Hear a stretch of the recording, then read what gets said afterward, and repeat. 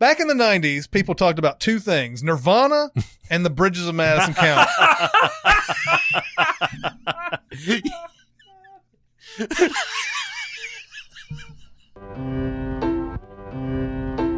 Welcome to SinCast, presented by Cinemasins.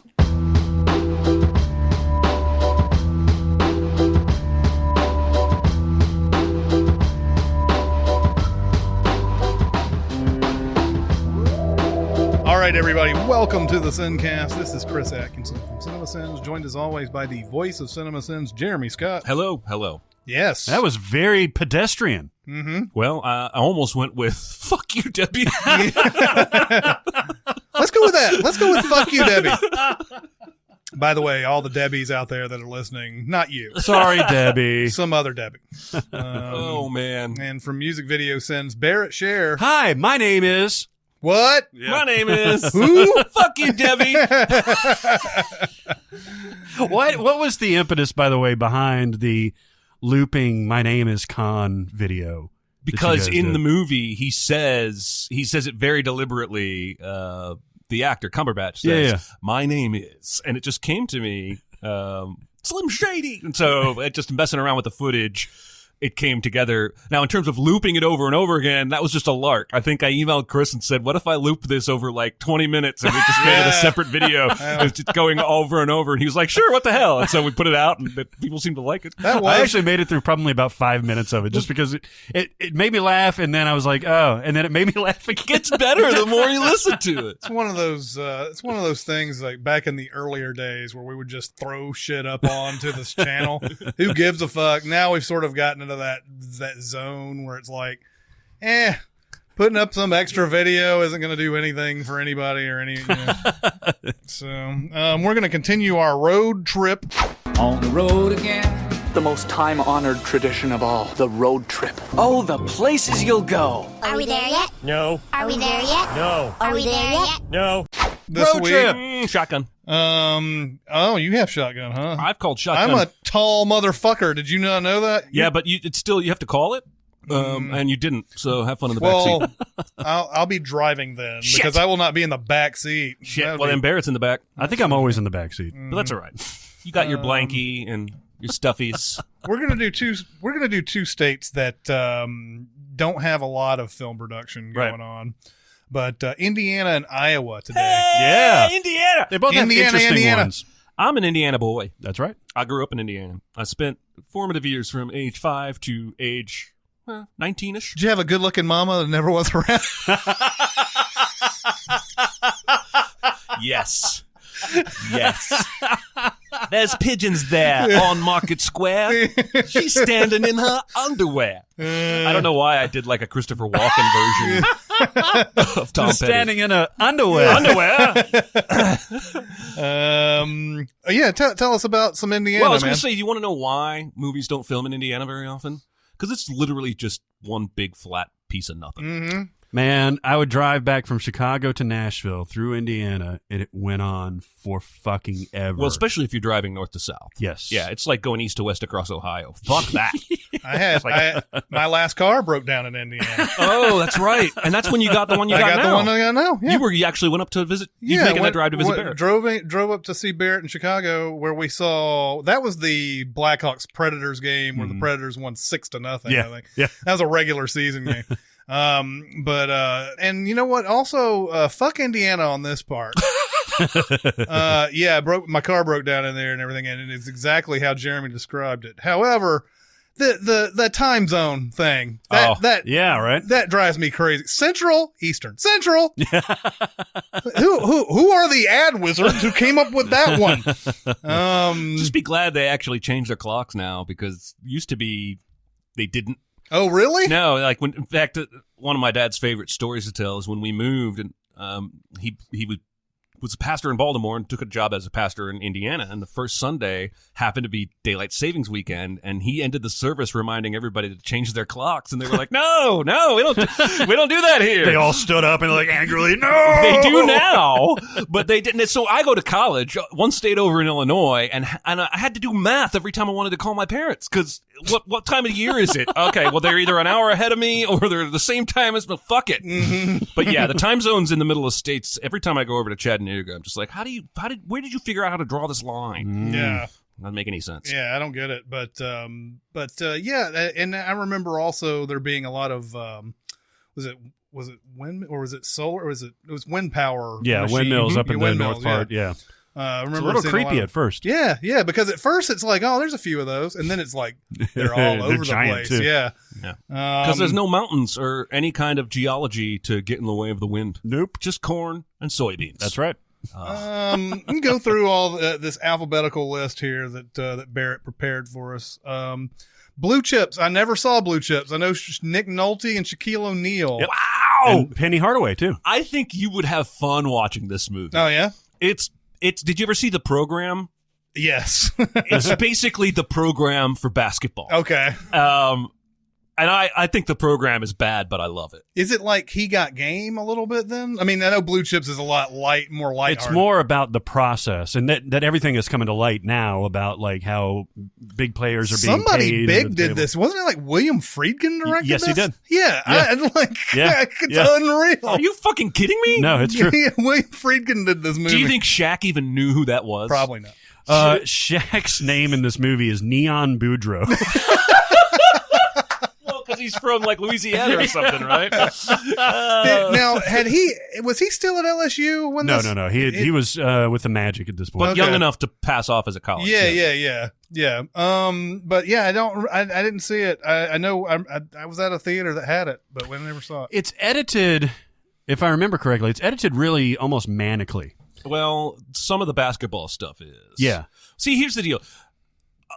Indiana is basketball heaven, right? Maybe more than any other state. They love basketball the way Texans love football, the way Tennesseans seem to love football, the way Californians love baseball, whatever the fuck your state loves. And everybody plays basketball in Indiana. It's the biggest thing in the whole wide world. For a long time, I lived in Anderson. For a long time, the largest high school basketball auditorium in the country was in Anderson, Indiana. Oh, yeah. For Anderson High School. It's called the Wigwam, which is, in hindsight, kind of racist. Yes.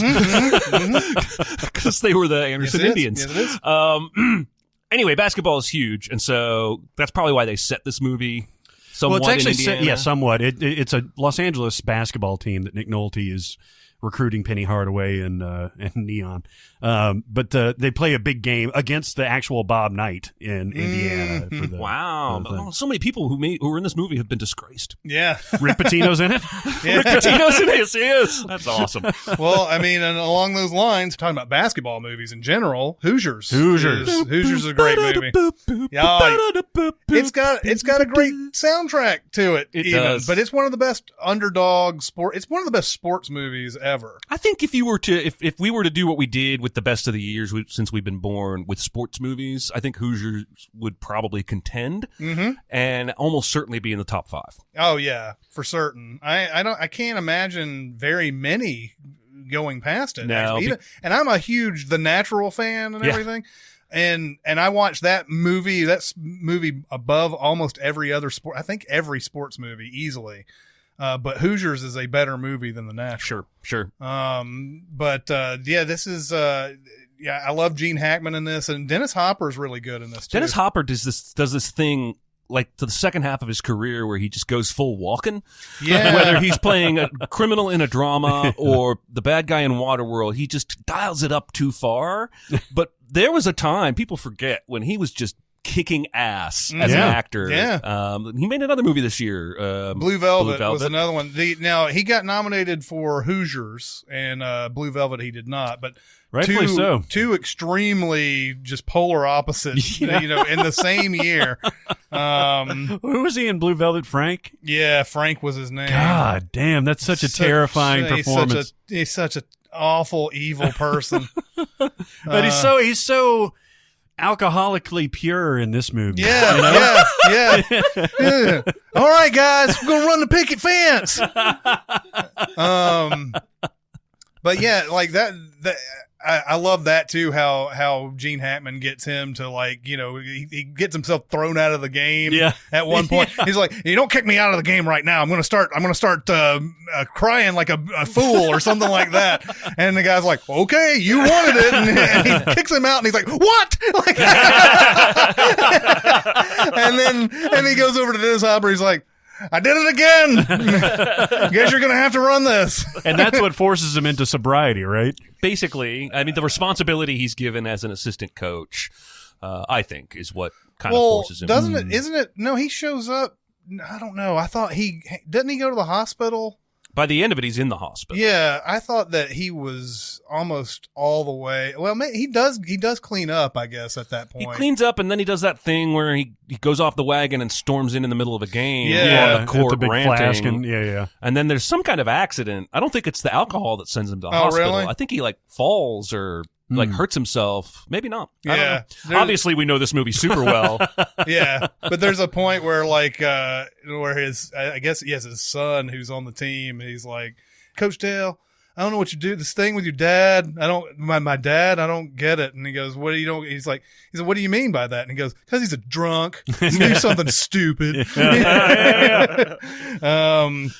But Hoosiers is a great movie overall. By the way, I mentioned The Natural. Barbara Hershey's in both of these movies. What a weird. You want to know even crazier? So David Onspaw, who directed Hoosiers, also directed Rudy. Really? Yes. Rudy. Also a movie set in Indiana. Oh, well, there you go. It's something about Indiana that seems to have. I didn't realize this until just now.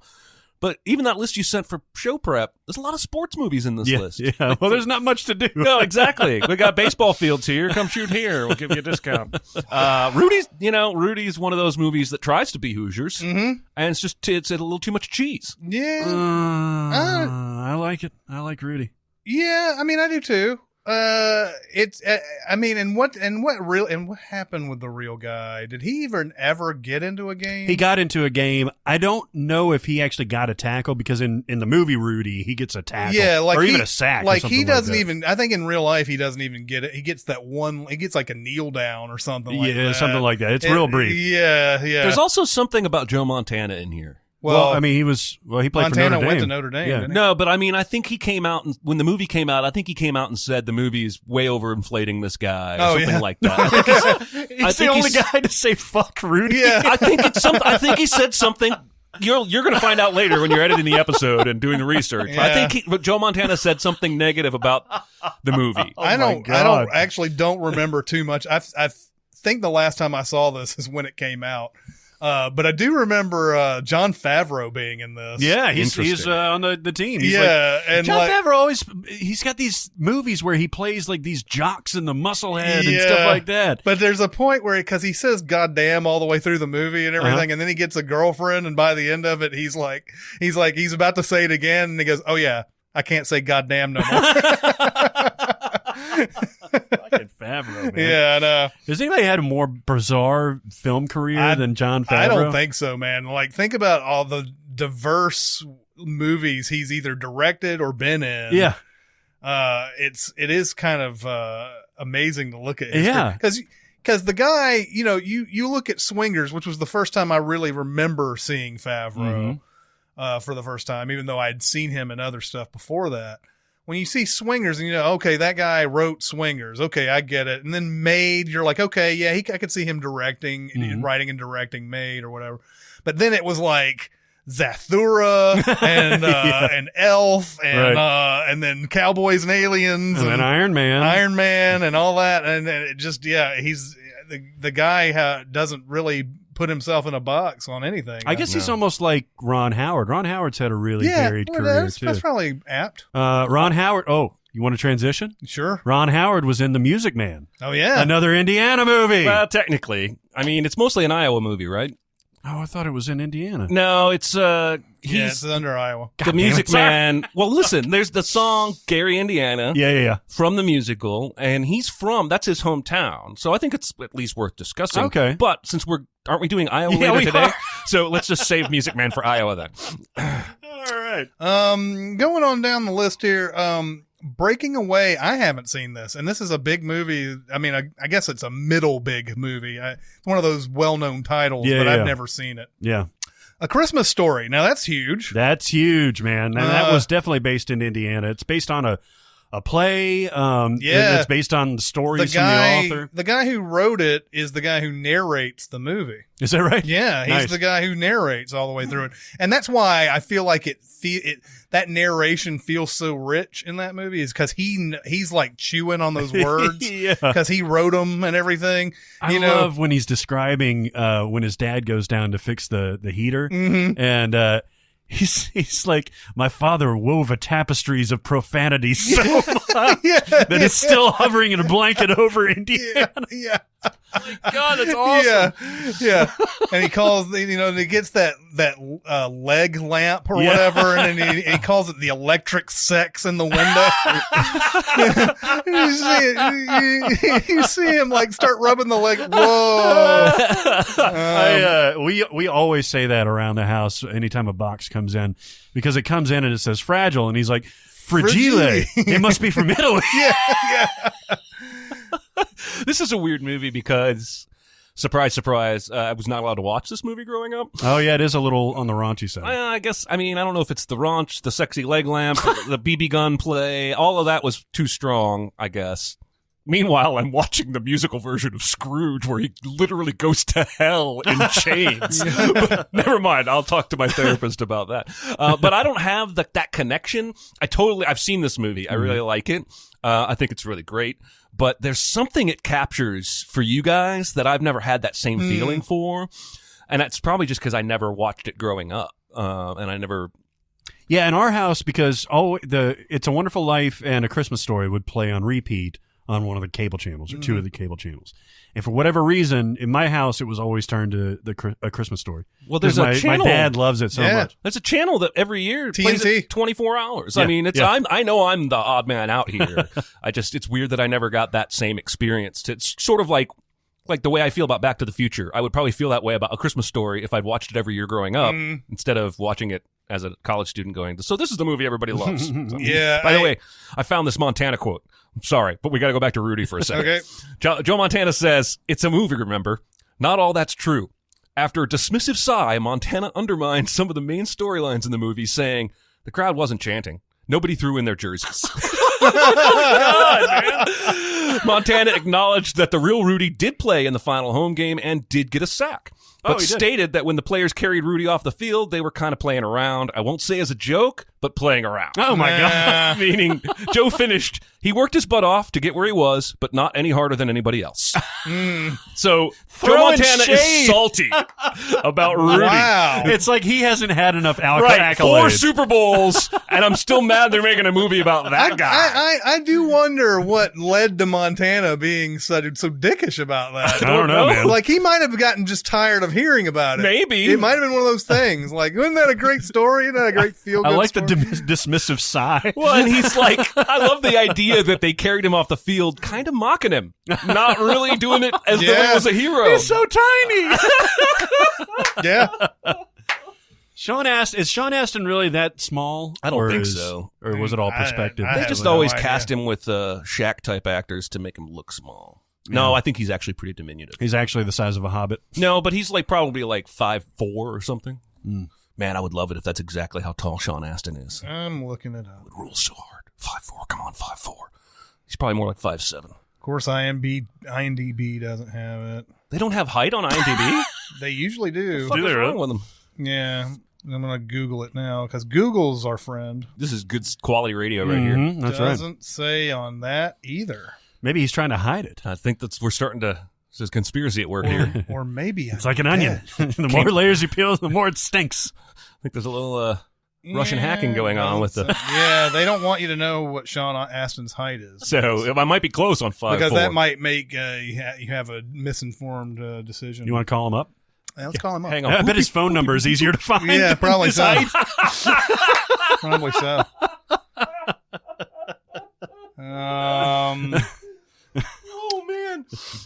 But to sign off on A Christmas Story, I think every single bit of that movie is great. I don't think there's any slow moment or any bad moment in it. Nope. My favorite moment is, it's going to be impossible to talk about on the radio because you really have to visualize it. But if you know the movie, it's the part it's not just that Ralphie beats up the bully, which is a great scene, but it's his friend who tells him his mom is right around the corner, and he's like, Ralphie, your mom, and he just realizes it's too late, and he cuts himself off, and he looks up with this expression like, oh, he's he's in so much trouble. It's just that look that kid gives. It cracks me up every time.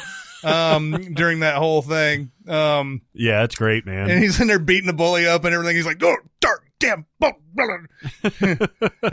Did you find it? I Googled how tall is Sean Astin, and it says 5'7", Oh. which was my second guess. Yeah, solid. I was just hedging my first guess. Give you credit for that. So that was A Christmas Story and Sean Astin's height. Yeah, and a little bit back to Rudy. That was the segment. Sorry. Okay. Well, Melinda Dillon is in A Christmas Story and plays the mom. She's great in A Christmas Story. She's also in Close Encounters of the Third Kind. Yes. It's not a movie people think of as an Indiana movie. Well, it actually kind of surprised me because you think your mind goes towards the Rock, the Devil's Rock, right? And I guess that's Utah, right? It's definitely not Indiana. It's in the West. It's in the West. It's in the Rockies. But yeah, it starts in both Richard Dreyfuss and Melinda Dillon, and everybody is in Indiana when they encounter these things. I don't know how they end up, going all the way to the Rockies, but yeah, that's where it starts. By the way, that's one of the we may have talked about this before, but Close Encounters has a strange ending to me because remember Melinda Dillon's kid was taken like early in the movie. Right. And then when they finally make contact with the aliens by the end of it, they're like, here are all the people we've taken. Here's people who've been gone for 50 years. And oh yeah, the kid we took 3 months ago. Right. Yeah. We're done with him. We don't need this anymore. We've learned everything we can. It's been 50 years because the fighter pilot, right? Is like reporting for duty, right? Yeah, the guy's like, I'm from this squadron, blah blah blah, and he thinks it's World War II. Yeah, or something and the guy's like, welcome home, soldier, or whatever it is, right? Yeah. So like, I never understood that ending. Like, took the kid, and then it's like, no, well, here he is again. We take everybody back. We've been taking people all this time.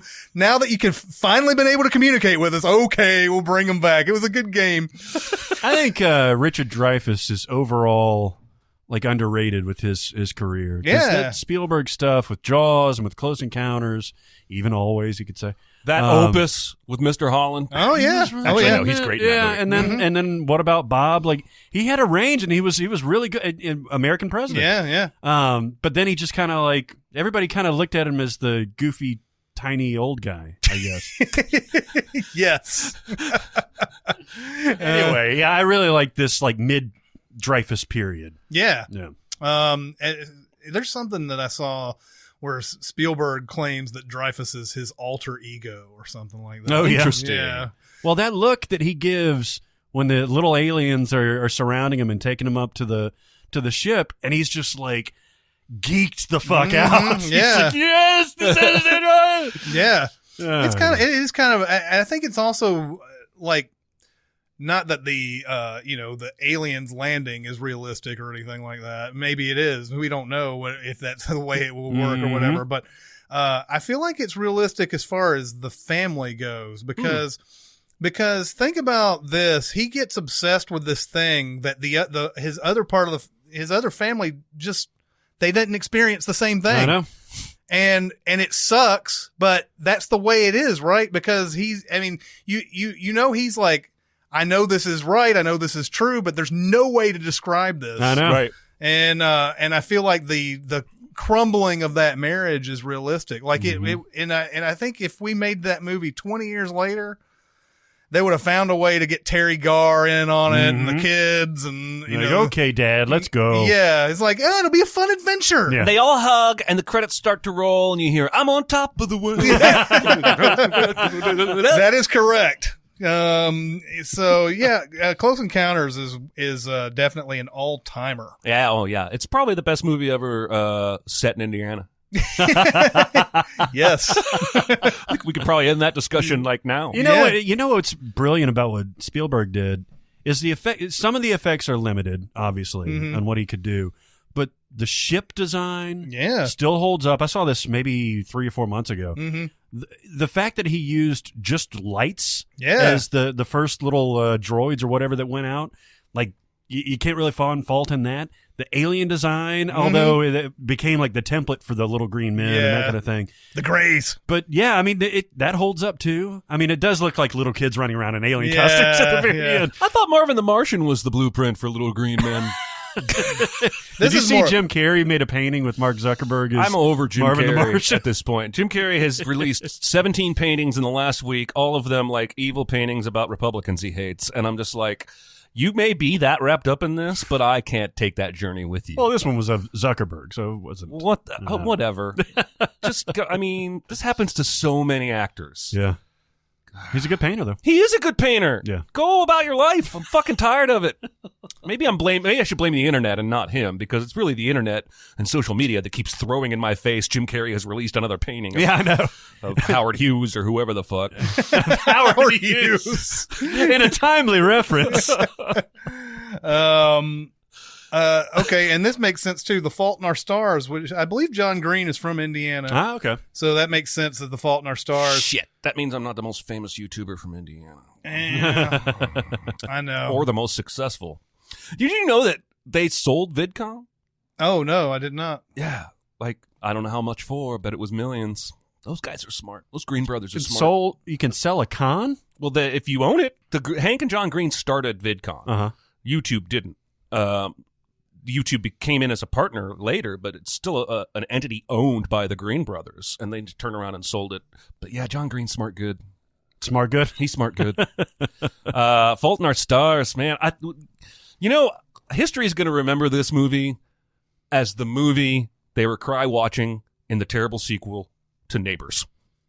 What? Oh, yeah. Because I don't think there's anything in The Fault of Our Stars that's going to stand the test of time. I mean, relationship movies, cancer, death, all that, stuff. But who was the girl in that? It's Shailene Woodley. Shailene Woodley. That's right. Yeah. My oil friend. Yeah. Pipeline girl. I mean, maybe I'm being too harsh. It feels very run of the mill. Yeah, it does. The production values are a little higher, and you got a little better actors, but this is a Lifetime movie.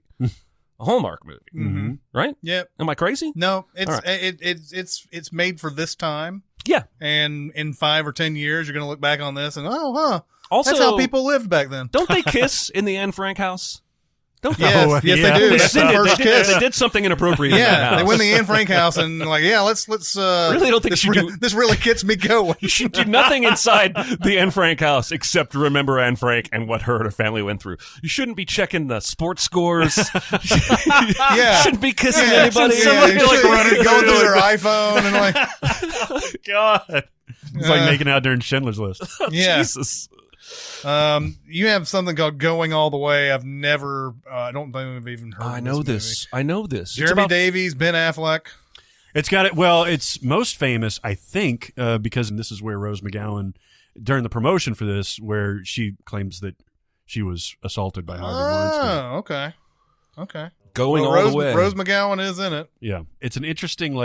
They come back from being in combat, and they're trying to. I think Jeremy Davies is mentally breaking down, and it's got all these other up and comers, Ben Affleck and Rachel Weisz and Rose McGowan. By the way, there is another movie called Going All the Way, with the G and apostrophe, whatever, and it's got a picture of a chick in a bikini on the beach. It's in your typical 80s. Yeah. That's the one I would have picked in the video typical- store. Exactly. That definitely wasn't shot in Indiana. Girl in a bikini just walking around Indiana. It's like if I was looking around for Indiana movies, sorry, Jeremy, we're gonna have to wait until we're California for that one, I guess. Going all the way. Hard Rain. Hard rain. Wow. What happened to Morgan Freeman in the mid to late 90s? He started doing Chain Reaction and Hard Rain. Quite honestly, I don't think Morgan Freeman's ever since Shawshank has really been choosy about roles. Actually, yeah, that's true. Because he's in a lot of stuff. It's one of those things where he's usually good in. He'll get into some sort of good movie, but he's always got 2 or 3 others where he just kind of pops up Yeah. And he's- Like Wanted. yeah, Wanted. But now, of course, now he's that go-to, like, let's get 4 old guys in the movie. Yep. Yeah. He's a go-to. He's always in those. Well, he's in all those Attack the White House movies. Yeah. I'm trying to remember. He was in White House Down, I believe. Yeah.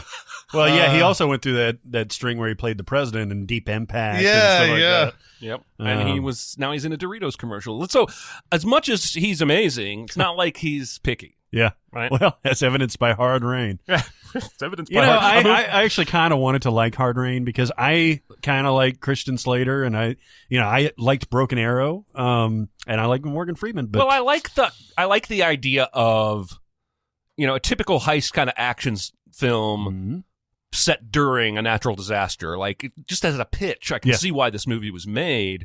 But I don't know why they shot in fucking Indiana or set it in Indiana because it's all at night and it's all wet and raining and it might as well have been a soundstage. yeah. By the way, it was Olympus Has Fallen, which just goes to show how those movies are interchangeable and whatnot.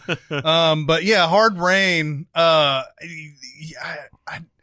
thing I remember, I saw this movie, but I don't remember. I think it's a heist movie in rain, basically. It's like the vaults in the banks are getting flooded because of this natural disaster that's happening, and that's the moment that Morgan Freeman and his gang are choosing to. Probably because they know that they're going to have to move what's in the vaults because of the flooding. I don't know. But I don't remember. It's a very hard rain though. Yes, it is. Yes, it is. Big old fat rain. I think it may have been called something else before Hard Rain. They settled on. They changed it to Hard Rain. I think originally it was Floody Money. Yeah, Floody Money.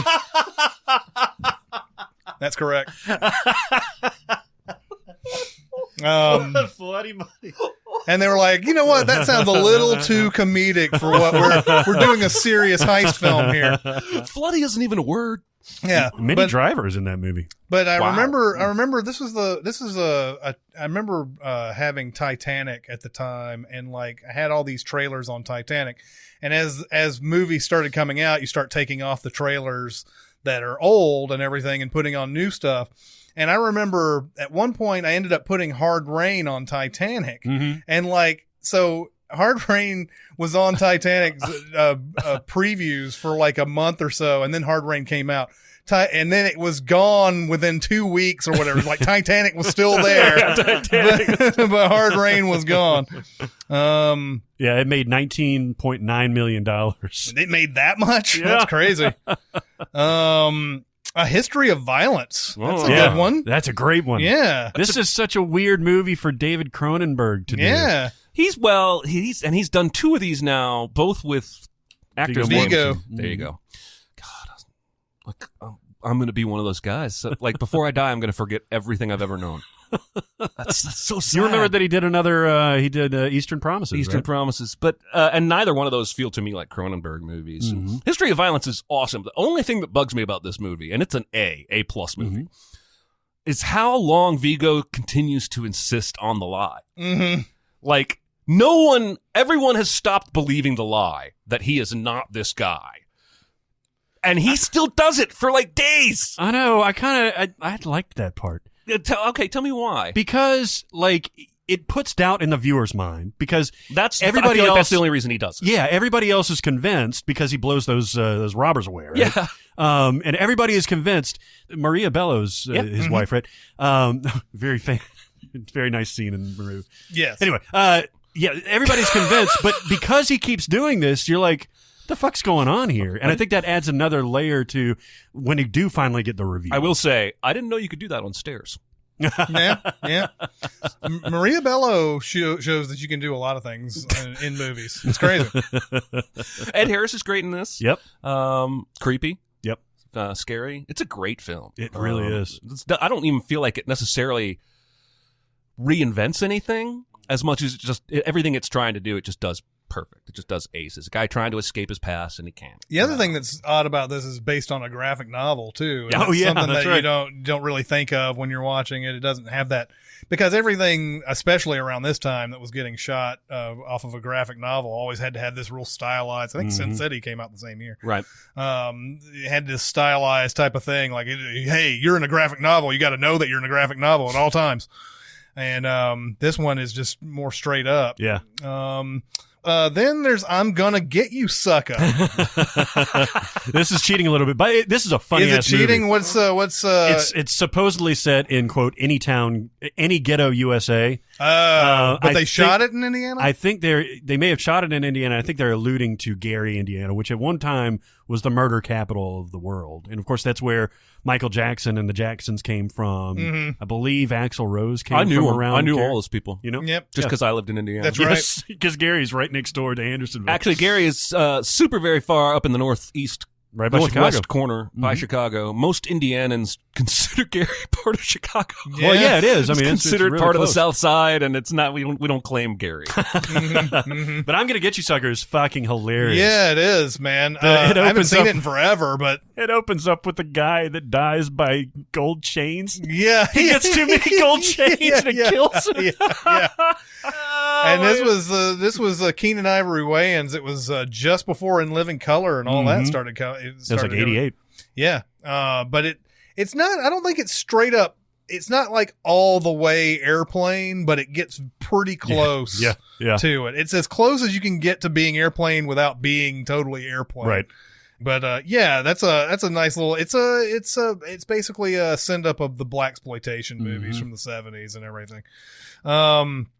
Then there's In and Out. Oh yeah, In and Out. Yeah. Perfect place to set a story like this. It actually is. Yeah. Funny side story. My wife and I were having a conversation the other day, and somehow it led to me wanting to bring up the scene in and Out where he puts on the CD that's supposed to masculinate him, and, and the voice on the CD is like, "Untuck one part of your shirt."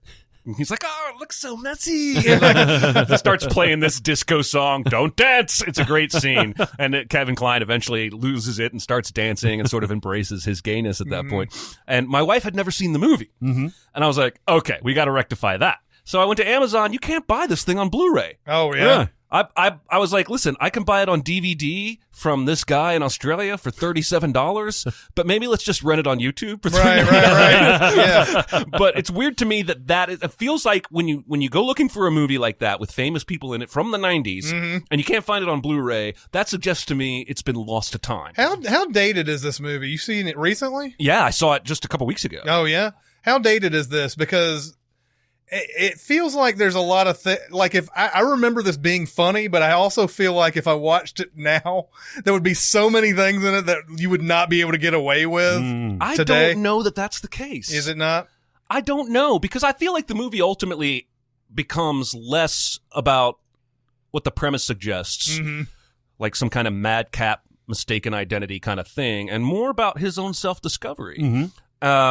And I think had the movie kept that character straight and just had hijinks for 2 hours, then yes, today I think it would play pretty offensive. Yeah. But because the character ultimately realizes he's gay and embraces it, and everybody in his family who have been the laugh-getting bigots the whole movie come around. Even Wilford Brimley, his dad, who basically might as well be, a preacher who you know what I mean? Like he doesn't want any part of this gay thing, but even he comes Mike over Pence. with a piece of cake as like a peace offering. And it's kind of touching. If anything doesn't play well, it'd be all that Matt Dillon stuff, all the movie star jokes, and his girlfriend is anorexic. Yeah. And that stuff probably doesn't play very well anymore. Yeah, who is God, that the name of that girl is something oh God, I used to know this one.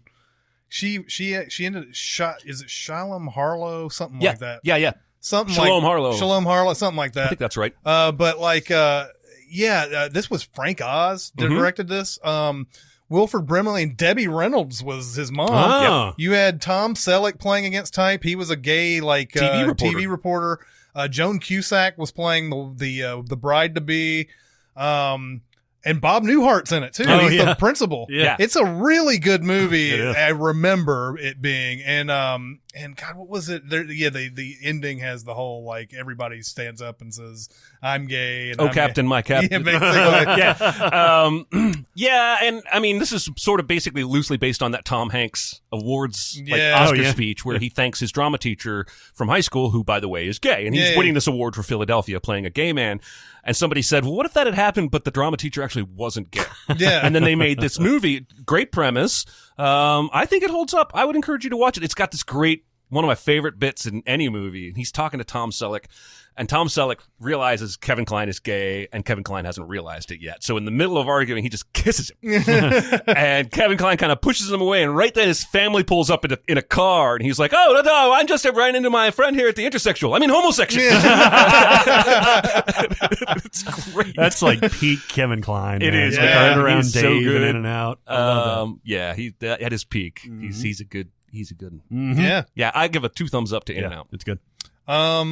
Oh my God. In the Company of Men. Yeah. Oh my god. In the Company of Men is one of the most brutal movies I've ever seen, and there's no violence. No. Oh. There's no graphic sex. It's dialogue. Yeah. The dialogue cuts like just it's unreal how cruel people are in Yep. this movie.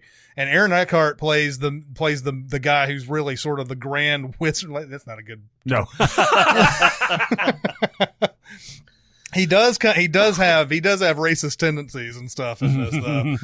This put him on the map. Yeah. I don't think I'd ever heard of him before this movie. Yeah. And now he's a big movie star. Yeah. But, The girl who ends up playing Michael Cera's mom in Superbad is the girlfriend in this. But How do you know that? I'm just good. I can't even picture good. his mom in I was going to Superbad. say, I didn't even know that character had an on-screen mom. I didn't think so either because I've seen that movie like 18 times. I don't remember seeing it. She bends over and talks to them in the car, and he's looking down the shirt. That's right. But that's that same girl. And yes, these two guys decide to play this just elaborate, horrible prank on. I guess is she hearing impaired? Yeah. She's hearing impaired, and she starts going out with Aaron Eckhart, and Aaron Eckhart's like they're having like a real relationship, but he plans at some point of just dumping her in the worst way imaginable. Mm-hmm. But meanwhile, he wants to get his friend on it too, and the friend is just failing because he's not Aaron Eckhart essentially. But yeah, there's some of the most brutal dialogue I've ever heard in a movie. Yeah. Neil LaBute, who did this, and then he went on to direct The Wicker Man. He did Your Friends and Neighbors. He did Your Friends and Neighbors, which is another brutal. I forgot movie. he did Wicker Man. Well, and then I think he moved to Broadway and was doing mostly stage stuff. Yeah, he did Nurse Betty as well, I believe. Oh God, there's a Pulp Fiction wannabe that didn't land. I liked Nurse Betty. I have an ink pen at home that is designed to look like a syringe, and it's got red ink, and it says Nurse Betty on the side, and it was one of those theater promos that the studios send out. Nice. I don't know if they do that anymore. I have that. I think I still have that pen. I still have it somewhere. But yeah, he did In the Company of Men and Your Friends and Neighbors, both of those movies. If you want to see some just brutal dialogue, Yeah. Your Friends and Neighbors has Jason Patrick's scene in the in the sauna. oh my God. Yep. That may be one of the most just uncomfortable stories You watch, I've ever. yeah, you watch that with a grimace on your face the Yeah. whole time. You're It gets just like, worse and worse and worse. But it then pays off with one of the funniest jokes ever, and then you're like, oh my God, I don't know how to feel about this. Because he tells this horrible story, and then Aaron Eckhart's kidding Ben Stiller about something. He's like, come on, tell us one of your stories, and come on, he's like, surely you have something or whatever. And he finally he's over the top. He's actually been sleeping with Aaron Eckhart's wife, Amy Brenneman, this whole time. Ben Stiller's like, yeah, I slept with your wife. And then he walks off, and then Jason Patrick, who's just told this unbelievably uncomfortable, terrible story, goes, that beats my story. Oh God. Yeah. Oh my God. But yeah, what do we think about In the Company of Men as a movie? I would probably never watch it again. Yeah. It's hard to recommend. I don't know. I'd almost recommend it just to see I it would once. recommend watching See it anything that creates that much emotion once. Yeah. Well, yeah, you can see it's like a lot of other, early works you can see the talent that Neil LaBute has, but Neil LaBute Yeah, Neil LaBute. Das Boot. Neil LaBute. Yeah. Yeah. Neil LaBute. Yeah. Neil LaBute. We in Canada are not about to do. Irreconcilable Differences. I've never seen this movie. Ryan O'Neal, Shelley Long, And Drew Barrymore. Drew Barrymore. She What? divorces her parents. Yeah. Okay. I'd never seen this. I saw it way back in the 80s. It sounds pretty terrible. I mean, it got like fairly middling reviews, I think. But A kid Drew Barrymore? kid Drew Barrymore, she divorces her parents and somehow finds a legal loophole where she's able to do this, and she becomes a sensation. Do we assume with Ryan O'Neal on the set and child Drew Barrymore, like exactly how much cocaine was going on? Well, she was how old? 1984. So she was 9. Oh. So maybe I was gonna say, hasn't she- maybe a gram? Hasn't she publicly talked about using drugs I as know a kid? that. I know that when I think she started when she was a teenager. I think Okay. she was like 13 or 14 or something like I that. still thought it was younger than that. But- She might have had her first drink like at 9 or something. and You never know. I'm pretty sure I've heard some like rough Ryan O'Neal stories here and there. Yeah, for sure. So I was just trying to make a little joke there, like about the No, cocaine. it was funny, but I was sitting there thinking, she's 9, but she's also, it's possible.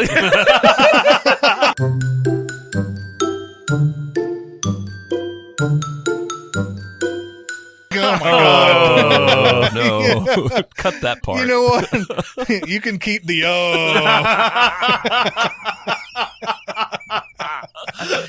Put the clowning around music. Yeah. Right?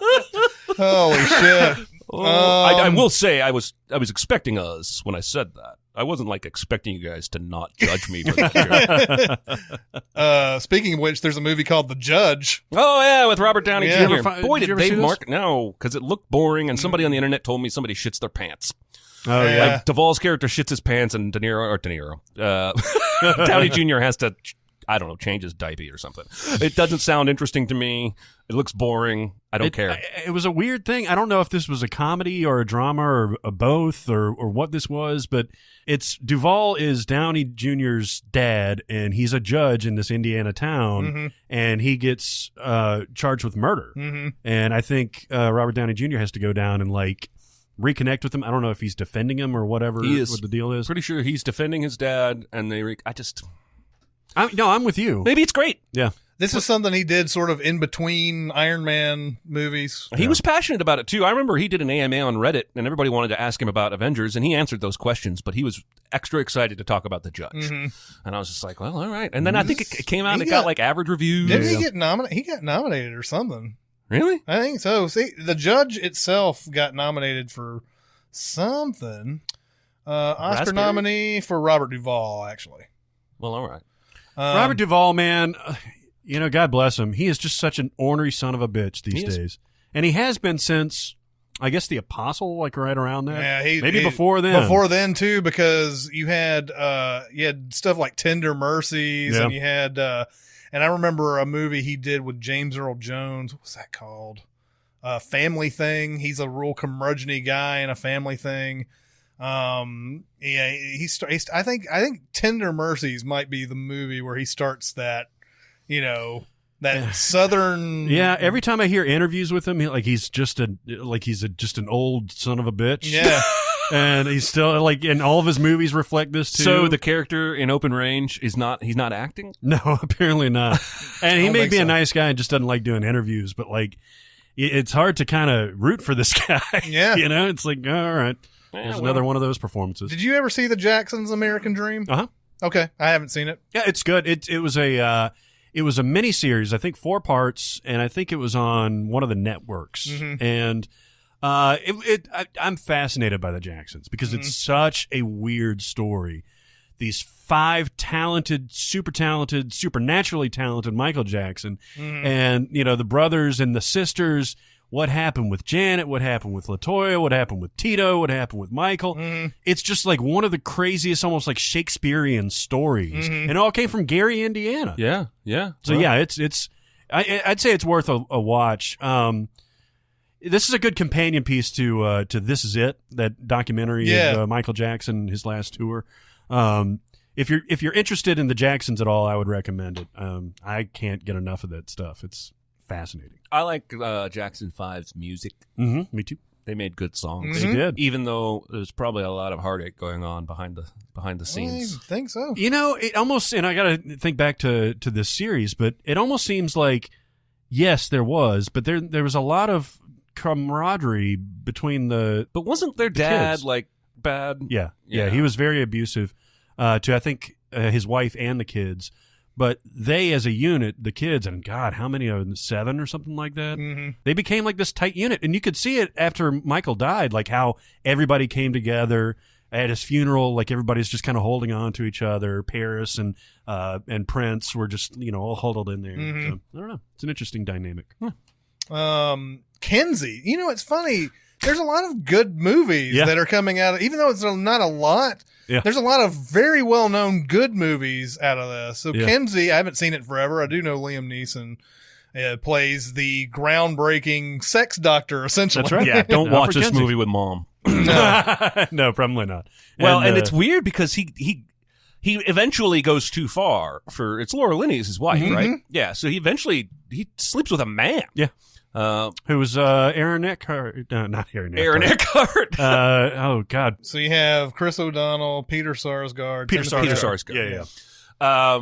Because he's sort of so embracing this openness sexually. It's a weird movie. Mm-hmm. Not necessarily a movie I would sit and go, they really needed to make this. But isn't his work, didn't his work come up with the spectrum and everything? And that how that comes out? That's why he does sleep with a man in this and everything. Is that, you can't put anybody in this just like, you're either straight or you're homosexual. Yeah, way ahead of his time. Yeah. So he does go too far in the fact that he's married, but it's also part of his process. And everything. He's trying to learn things about, how we do each other. Yeah. And he talks openly at the dinner table about like clitorises and everything. Yeah. Yes, Not he even does. shy or bashful about nothing. It's worth seeing. It's an interesting story.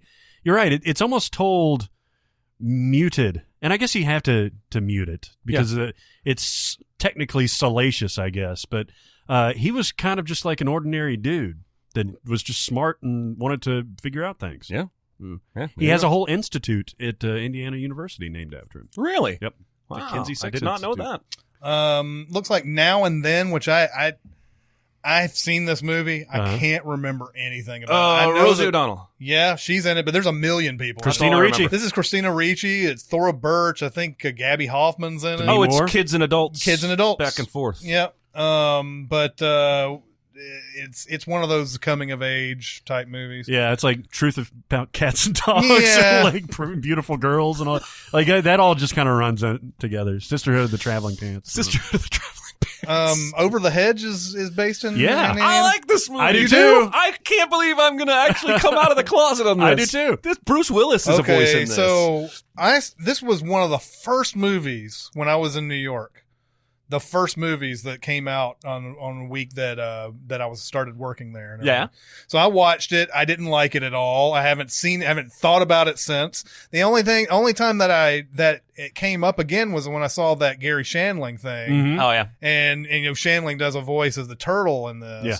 So that's the only time that it's come up since. So I didn't know anybody liked this. Oh, it's fun. I actually watched it with my kid maybe 2 weeks ago or so. And what I realized, there's like 4 Ben Folds songs in this. Yeah.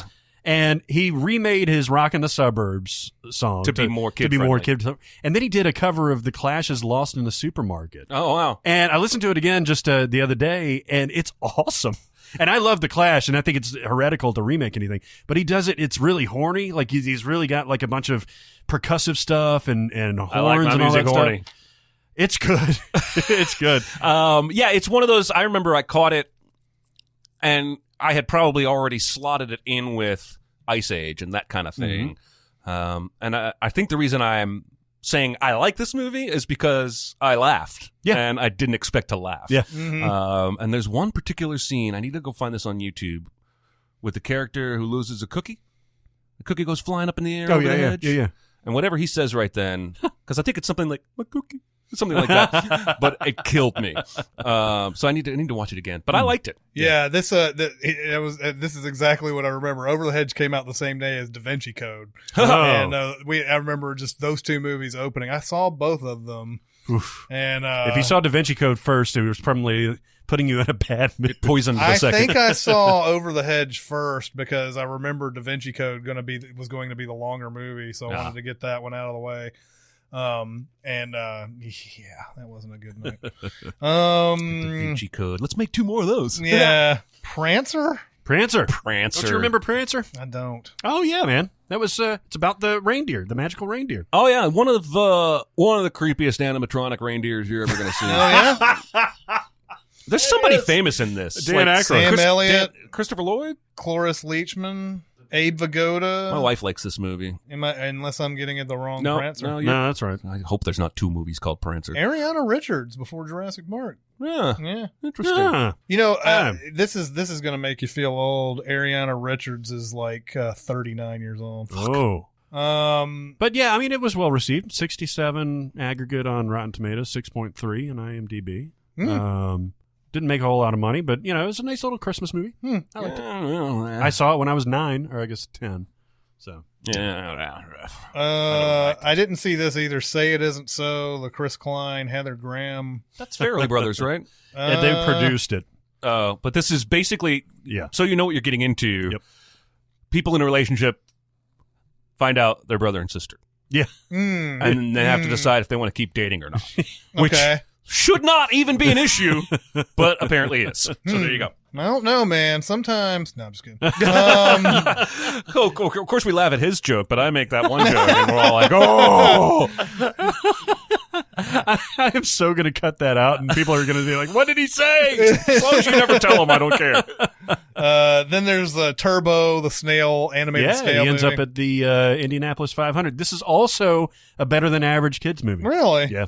You don't know how big the Indianapolis Speedway is until you've been there. No, I hear it's Nor amazing. do you know how banked that fucking thing is. Like the actual the track? Yeah, because they'll drive you around it on a little, like, well, when I went, it was like the 80s, so it was like a VW bus, like the Libyans use in Back to the Future. But The Libyans! I could easily have fallen out of the window. Really? It's like a 40-degree bank. No it's kidding. like, and there's like a goddamn golf course in the middle. Yeah, that's huge, isn't it?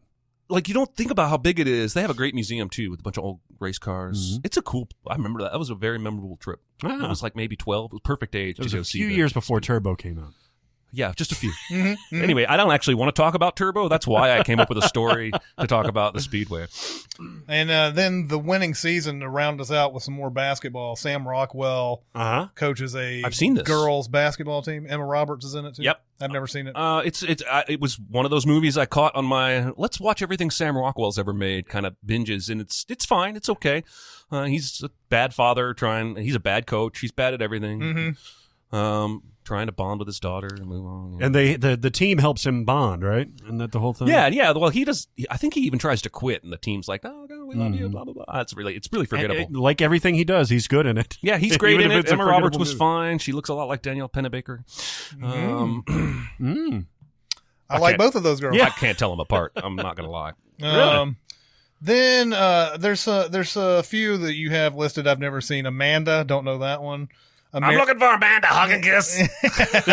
Yes. American Teen.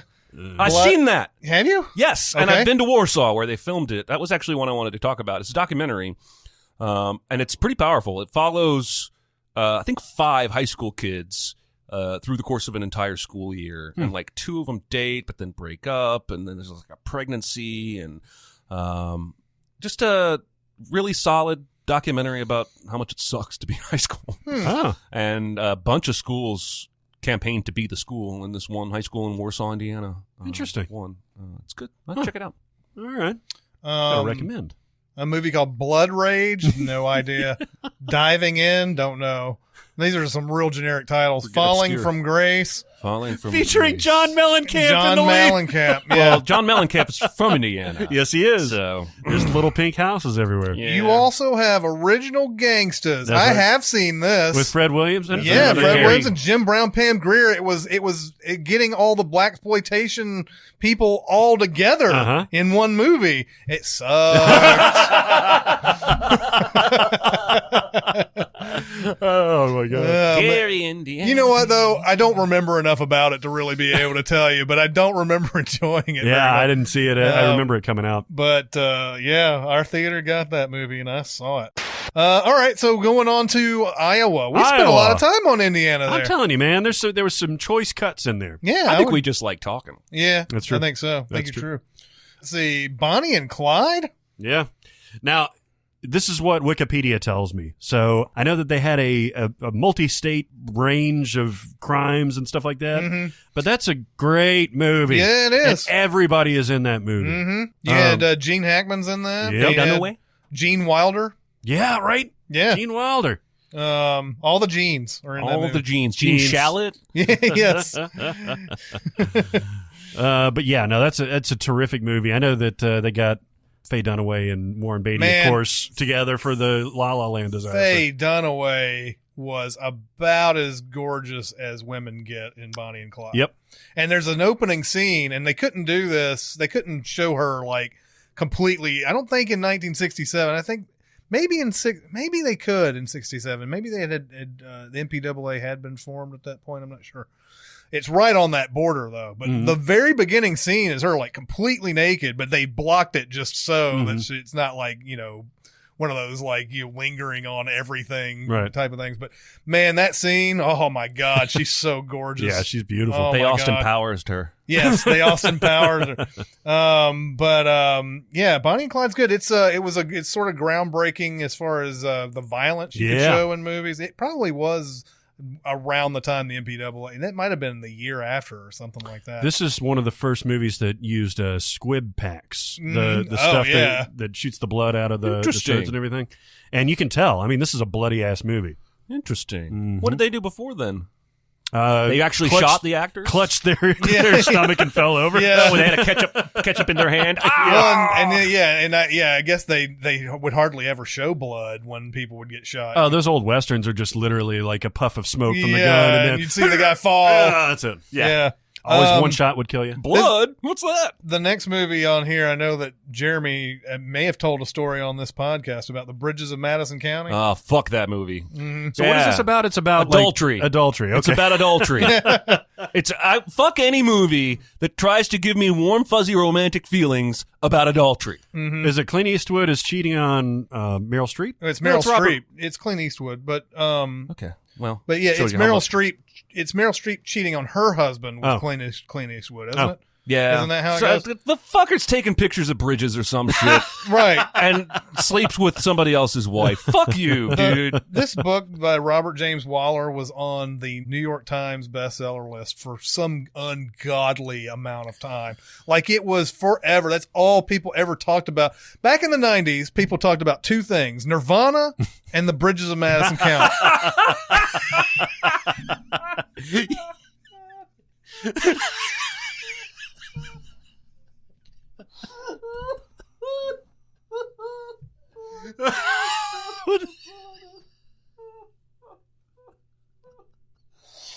By the way, speaking of Nirvana, I saw when April 8th passed the other day, Twitter was doing Rex Manning Day from Empire Records. Yeah. Because the date in the movie is April 8th. Yeah. And Ethan Embry came on Twitter and said the reason we picked that was that was the day, either the day Cobain died or the day after Cobain died. And he said it was metaphorically the day the music died. And so that's why we gave it to a sellout shill like Max Ranning. Interesting.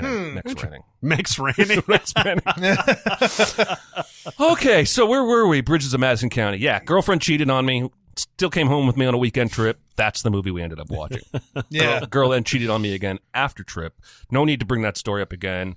We should burn all copies of that movie. It was a But huge yeah, hit, it was though, a number one bestseller, talked about for forever. It was some ungodly amount of weeks. I wouldn't be surprised if you told me it was like 127 weeks or something like that. Does that betray exactly how many American housewives want to fuck around on their husbands? Or just how many of them are unfulfilled sexually? It could be. That's it. It could be just the. Could be. Because that's why 50 Shades. Yeah. 50 Shades. That's why 50 Shades. Yes. 50 Shades, Bridges of Madison County.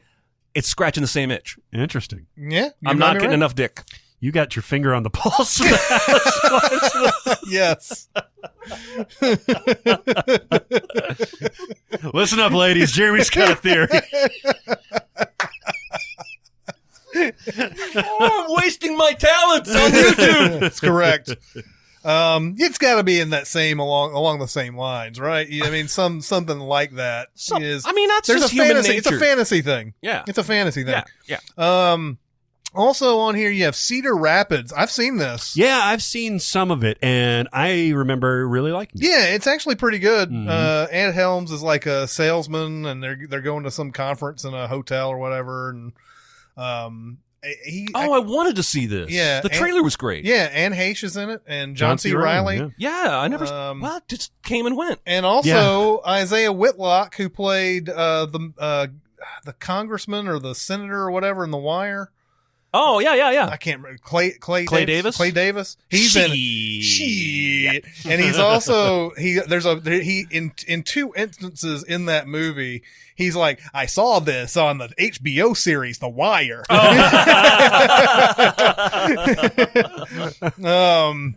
But yeah, that's a decent movie. Miguel Arteta directed that. He did The Good Girl, Chuck and Buck. I like The Good Girl. And Chuck and Buck and Youth in Revolt. I like Youth in Revolt. Yeah, they're all pretty unusual. Yeah, like comedy dramas or whatever. But I now pronounce you Chuck and Buck. yes, I now Chuck and Buck is a disturbing movie. I never seen that one. Oh my god, that has Mike White and it has one of the White's brothers in it, and it's about and Mike White is like an old friend. And he keeps coming around. I remember this. Yeah, he keeps coming around and like he wants to do stuff with Whites, and it's either Christopher Whites or Paul Whites. I can't remember which one. And so you find like you're wondering what's going on, what's the deal? Why is this dude so weird about everything with this guy? This guy's this, and it's almost. I mean, it almost had. I remember when I watched. What was that? The Gift, the Joel Edgerton. Yeah. It sort of reminded me of that a little bit because when I was watching The Gift, it reminded me of Chuck and Buck a little bit. It has it skews a different way. Yeah. But Chuck and Buck is a little bit of a disturbing kind of movie. Interesting. But I thought it was decent. Where's Mike White been? I don't know. He still He's writes a writer. stuff. Yeah. I mean, I think he just decided his passion was because he wrote School of Rock. He wrote Orange County. I think he's probably still been writing, and we just don't realize which ones he's been attached to. I like his stuff. I thought he was hilarious in School of Rock. Well, he was. I think he's funny. I think he's for that one type of role, though, Yeah, and that's maybe he true. realized I'm going to be typecast as the pasty roommate whose girlfriend bosses him around. And so he's like, I'll just stick to writing. I don't know. Oh, my God. He actually was one of the credited writers on the Emoji Movie. Oh, no. I know. Oh, no is right. That's so sad. Should we pause here to talk about T.J. Miller? Oh, we should. Let's talk all about T.J. Miller right now. God. Let's see. The Crazies. Oh, this is such. I know we talked about it a little bit on an earlier episode because it's filmed somewhere else, but this is definitely set in Iowa, like rural Iowa. Now, are both of them set in Iowa? Both. I'm just talking I think this was 200004. Okay, so this is the remake. Yes, this is the remake. Timothy Oliphant. I think it's a little later than that. It might be about 2009, 2010. 2010, actually, I think. Yeah. And it's got his wife is Rhoda Mitchell, I believe. Yeah. And it's very enjoyable. You have your small town where kids or people are starting to act like weird and starting to attack people and stuff like that. And then it just gets progressively more and more. And then they bring in this whole military operation, and it's just really fascinating. It's really an interesting movie. I've seen it, and I remember liking it more than most. But this is, again, another. These all run together. The Vacancy, The Strangers, The Crazies, Straw Dogs. All of these movies. They're all horror movies with pretty people from. I can understand Straw Dogs and The Strangers. No, there's a point. What I think what you're trying to get at is it maybe not those particular movies, but there is a period of time where they're remaking a bunch of stuff and they're getting this new up to date but gritty look to them. Mm-hmm. Texas Chainsaw Massacre. This is like Yeah. Michael Bay, Mhm. like and all that stuff going on, but Michael Bay and all that stuff. But no, just because I think it's Platinum Dunes is his production company. Every time you see Platinum Dunes, I believe that's Michael Bay. Like they would start making all these remakes that had that same gritty look to them, and so like this is one of them that has that. By the way, I'm Michael Bay, one of the producers of A Quiet Place. to his credit. Interesting. Then we have Fanboys. I've seen this. Yeah. I've seen this. Oh, That's This a is funny movie. This is the movie where they have a friend they believe is going to die or something, right? they're trying to make it to the Skywalker Ranch. I was gonna get to that. Oh, sorry. I don't remember if it was if it was because of that. Like they had a guy they knew in the hospital and they wanted to see this movie. They wanted to see Phantom Menace, Right, yeah. before it comes out or whatever. It's just a story of them going across country basically to go to Skywalker Ranch and watch this movie. You know who wrote this?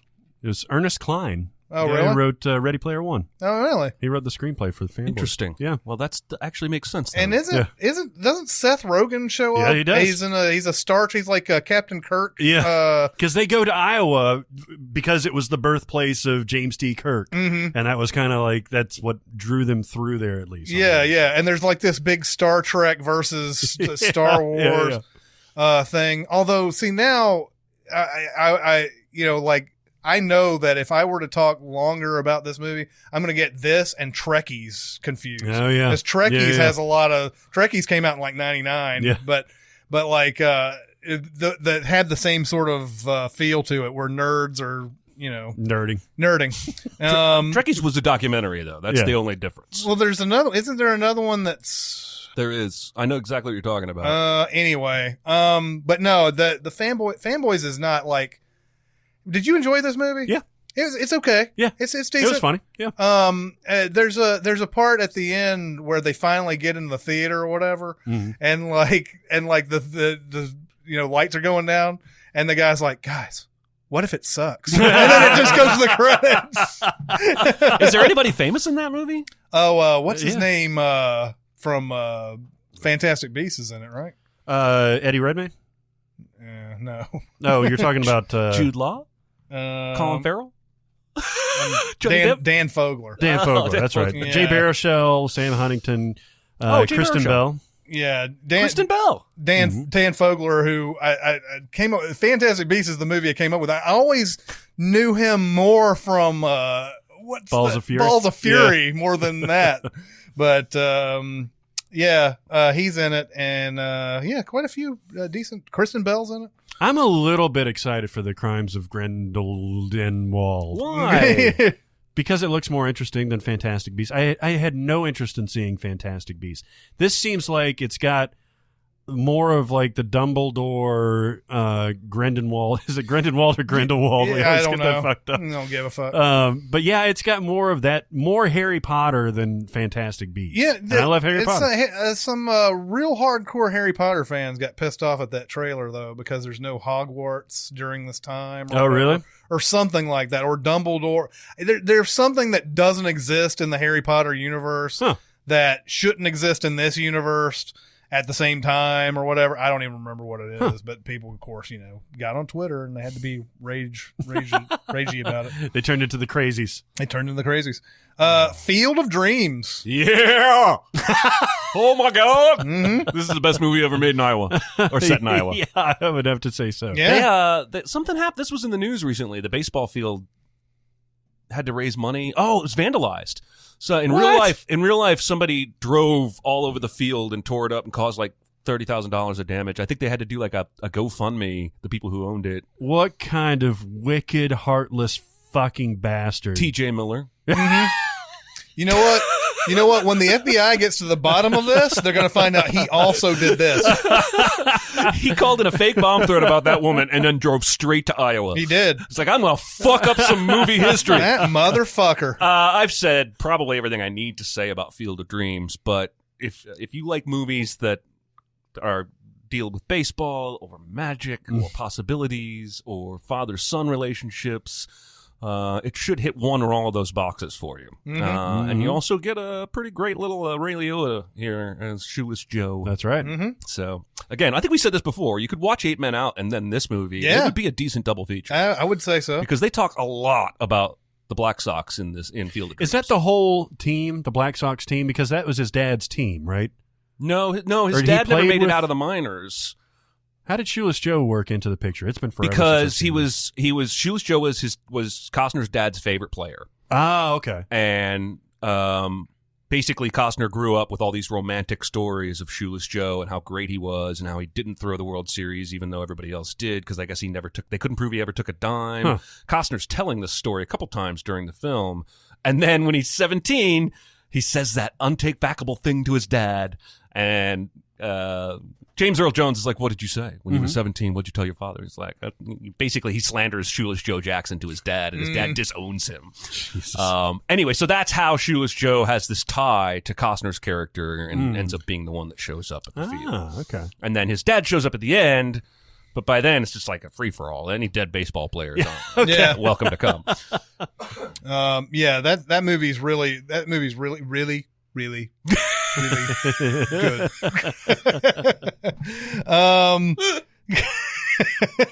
I just saw that episode. Oh, really? Because Lisa meets the other 2 kids that won, and she's like, do either of you ever feel ostracized and isolated because of your superior talents compared to those of your classmates? And the kid's like, I guess sometimes. And she's like, me too! And she like hugs him. Yeah. What a great episode.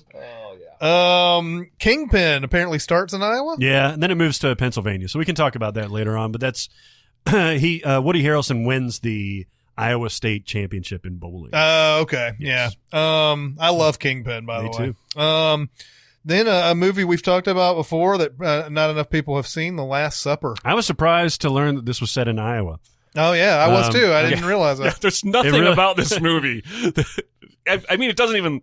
Now that I'm picturing it, it doesn't even look like Iowa. No, Yeah. it might be. I mean, there's nothing in here that says Iowa, but it does sound like something a Hollywood exec would come up with. And Let's be put it like, in Iowa. Let's put it in Iowa. You know, that's the heartland of the country. God damn it! But man, The Last Supper. I can't recommend this movie enough. Mm-hmm. Like, there's 1 million people in it. Oh shit, yeah. And most of the people that you know are playing in cameos, but Cameron Diaz is probably the biggest star out of the whole like group. This group of liberals who are like, we're tired of being the party that doesn't do anything. We're always talking about the things that we want to do, and then they end up start inviting Republican right-wing guests to dinner. And their idea is to change their mind about something, and then things go wrong, and they kill somebody, and they're like, Oh, okay. well, we can maybe do this instead." This movie would be fucking inflammatory if it came out. Yes, it would. In this climate. It would be. I don't know if you flipped it. Oh, well, I mean, to get red state, I guess. You wouldn't get red state at all. But you have, I mean, there's 1 million people in here. Bill Paxton, Jason Alexander. Who else? Ron Perlman. Oh, is yeah? in this. Courtney B. Vance is in this. Nora Dunn. Nora Dunn. That guy from SNL. all the Coen Brothers movies. Charles Dance, Charles Durning. Oh yeah, Charles Durning. I got there. Yeah. I got there. Charles Durning plays a pastor. Yeah, like a televangelist or something. But yeah, it starts off like, let's see if we can change these people's minds. And then, you know, the first guest that they bring over, they end up accidentally killing him. And then they're like, ooh, they start getting a taste for doing it and everything. And so they're a bunch of liberals. So they start having obviously conflicts about killing, you know, as would Republicans, I'd hope. Yeah. But is that great, like very tense scene with the 17-year-old girl? yeah. That's a big anti-abortion. No, she's a abstinence. Abstinence. Yeah. And It's just really, really intense. Courtney B. Vance is amazing in that scene. Yeah. And he's horrible, but he's amazing. Yeah, he just gets that look in his eyes, and it's I'm great. glad, by the way, Courtney B. Vance, after seeing him in Hunt for Red October and Last Supper and all that, I'm glad he finally got like some super recognition when that People versus O.J. Simpson came out. And Office Christmas Party. Oh, yeah, of course, Office Christmas Party. Yeah, Annabeth Gish and Ron Eldard, those are also in there. No, it's really good. I would recommend trying to find it if you can. Trying to find it. Yeah, well, I tried. I think you can get it on DVD. Mm-hmm. For $37 from Australia. Yeah, for $37 from Australia. Michael, John Travolta, Angel movie. God, again, where are they in Iowa in this movie? I mean, I know they were on a farm, but it doesn't look like anything. Maybe that's the problem with Iowa. Is that there's nothing in Iowa that actually looks distinctive. Yeah, this is one of those movies that I think thinks it's smarter than it is. This is Nora Ephron, right? Mm-hmm.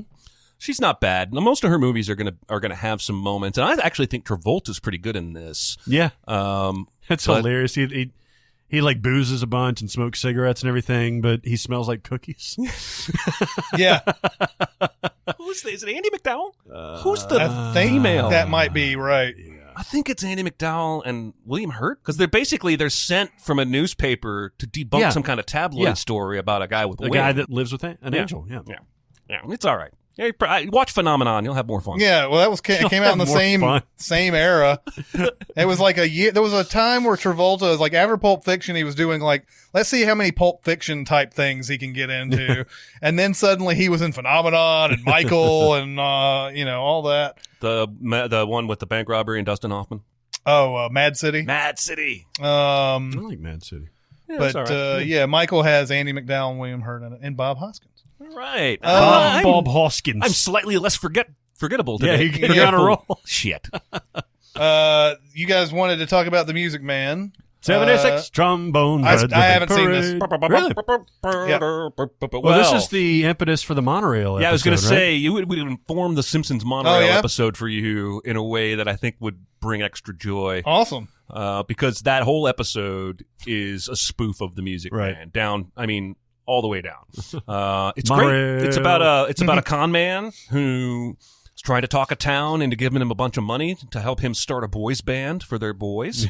Uniforms and instruments and lessons, and he's slick. He's a snake oil salesman, and he plans to bail out of town with the money and not delivering anything he promised. It's a musical. It's back from the same era of all those classic Midwestern musicals like Hello Dolly and Oklahoma, and a really engaging lead actor whose name escapes me right now, but he's famous.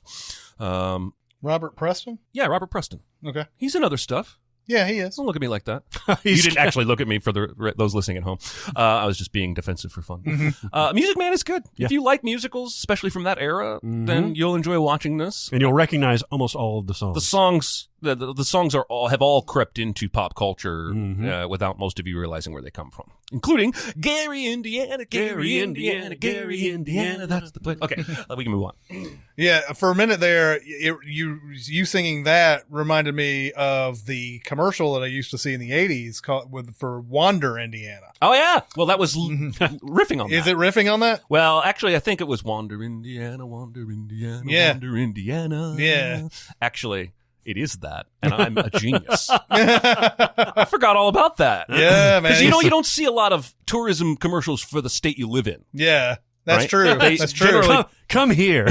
Yeah. That place you already are. Wanda, Indiana is available locally. Noises Off. I've never heard of this. Peter Bogdanovich directed it. Yeah, Michael Caine. I've not seen it. It's about a theater troupe that apparently has a lot of behind the scenes stuff that gets in the way of the performance. Yeah, sounds fun. Yeah. It's been since maybe the early 90s since I've seen it. I was going to say, this is an older movie, right? From the 70s or 80s? No, it's 90s. Is it 90s? 92. Wow. Okay. Yeah. No, I don't remember early a damn thing about it. All right. Sleeping with the Enemy. Yeah. This was when Julia Roberts had officially become a star. Yeah. Because a movie like this today would never make any money. Especially with, what I remember about this movie is, it's Julia Roberts. Who the fuck is that guy? Yeah. Now, for all I know, he had a dozen credits before and after this movie, but he's not handsome. Sorry. He looks like an accountant, and he has an unrecognizable face. Are you and I'm talking like, about her stalker or the guy that she ends up with? Patrick Bergen. I'm thinking of who's the bad guy? Patrick Bergen's the bad. And then He's the enemy.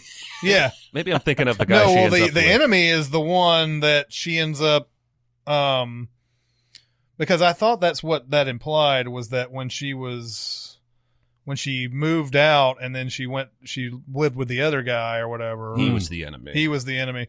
But Patrick Bergen, and then he had Kevin Anderson. I don't know. That may be. That sounds like an obscure name. I'm going to go with that. I don't know, but The only thing I remember about this movie is A, Julia Roberts in the bathtub, of course. yeah. And then B, the fact that she says at the end, because there's a thing where she's got a gun pointed at her stalker, and I guess her ex-husband or current husband or whatever, and he's like, "You can't do this. You can't kill me. It's fine. Give me the gun." And she calls 911, and she says, "I'm about to shoot somebody." And she hangs up, and she fucking shoots the guy. Oh, awesome. It's a good ending. But yeah, I mean, now maybe this didn't make a lot of money, but I seem to remember. It seemed like it was very popular back in the day. Yeah, but I just remember that I mean, Julia Roberts was as big of a star as you could get at this point. It made $100 million. Yeah. Back in 1991. That's a huge. So this was right after Pretty Woman, I guess, right? Yeah. It's definitely after. Pretty Woman is what made her a star, and then she started showing up in all this stuff like that, and Dying Young, and God, dang, yeah. just all these movies that were like, but she was just a huge Fried star. Green Tomatoes, I guess, is that? Yeah, Fried Green Tomatoes. Yeah. Sleeping with the Enemy. The thing with the bathtub is that she looks over and sees the towels all arranged in a certain way, because he was like one of those like everything has to be perfect type husbands or whatever. Yeah. It wasn't Fried Green Tomatoes. She was in that other Southern movie with Sally Field. She wasn't in Fried Green Tomatoes? Mystic Pizza. No, the Southern movie with Tawanda and Tawanda? Sally Field. Forrest Gump? No. God damn it. Norma Ray? Yeah. Lincoln. Lincoln. It's like something and something. God damn. I'm looking it up. Because the Southern movie that I keep thinking of, but I don't remember Sally Field being in it, was something to talk about. But Sally Field was Julia Roberts' mom, because Julia Roberts dies of a diabetic coma, and Sally Field freaks out. She died of a diabetic coma? Yes. She had diabetes.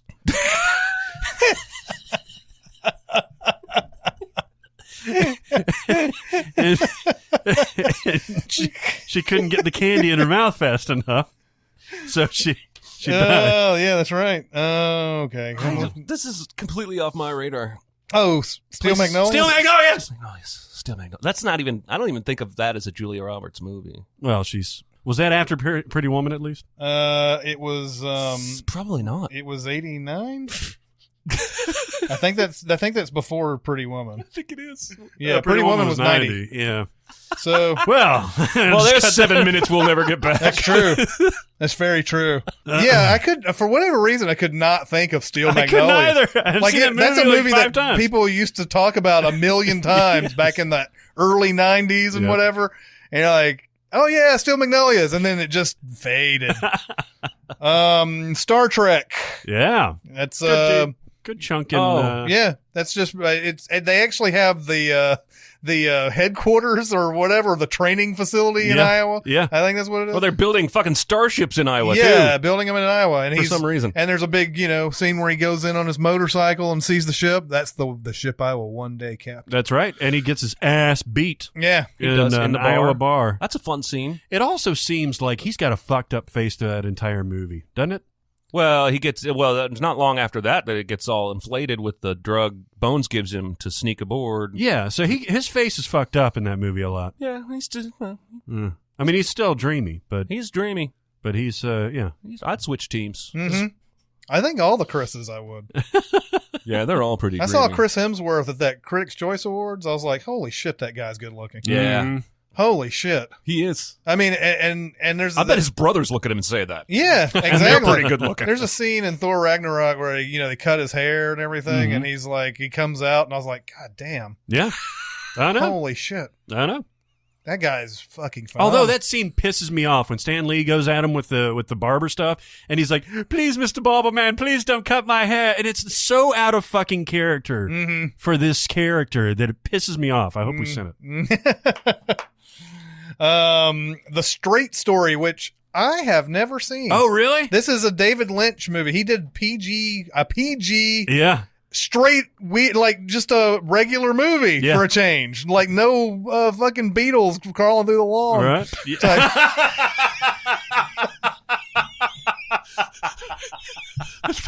Basically, that's the description for Naked Lunch right there. But this is Richard Farnsworth driving cross country in a tractor. That's right. I've And never a seen it. lawnmower.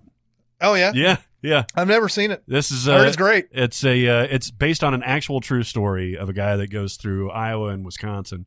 I think he's going to see his brother, but every part of this movie is, where you think about like Easy Rider, where they're picked on and they're the hippies and stuff like that, and people are mean to you on the road.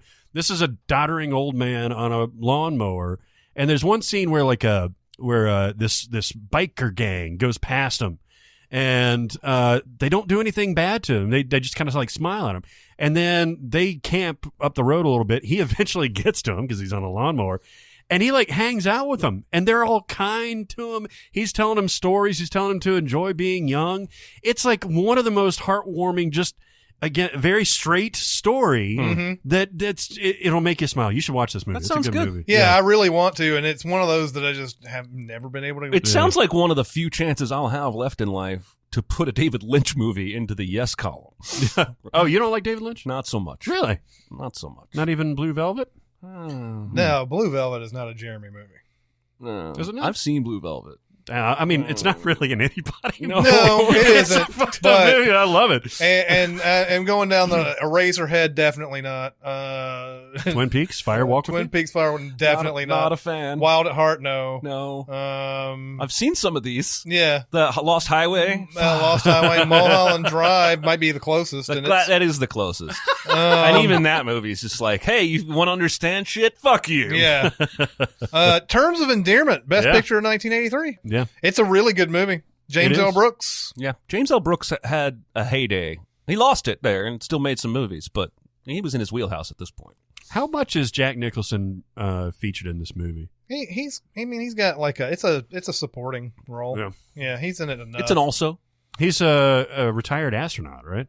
Yeah, I think that's right. I don't remember much Jeff, about Shirley this movie. MacLaine, Deborah Winger, Jeff Daniels. Oh, Jeff Daniels. I forgot. Deborah Deborah Winger was just like the go-to 80s romantic lead. She you was know. she was a girl next door type. Yeah.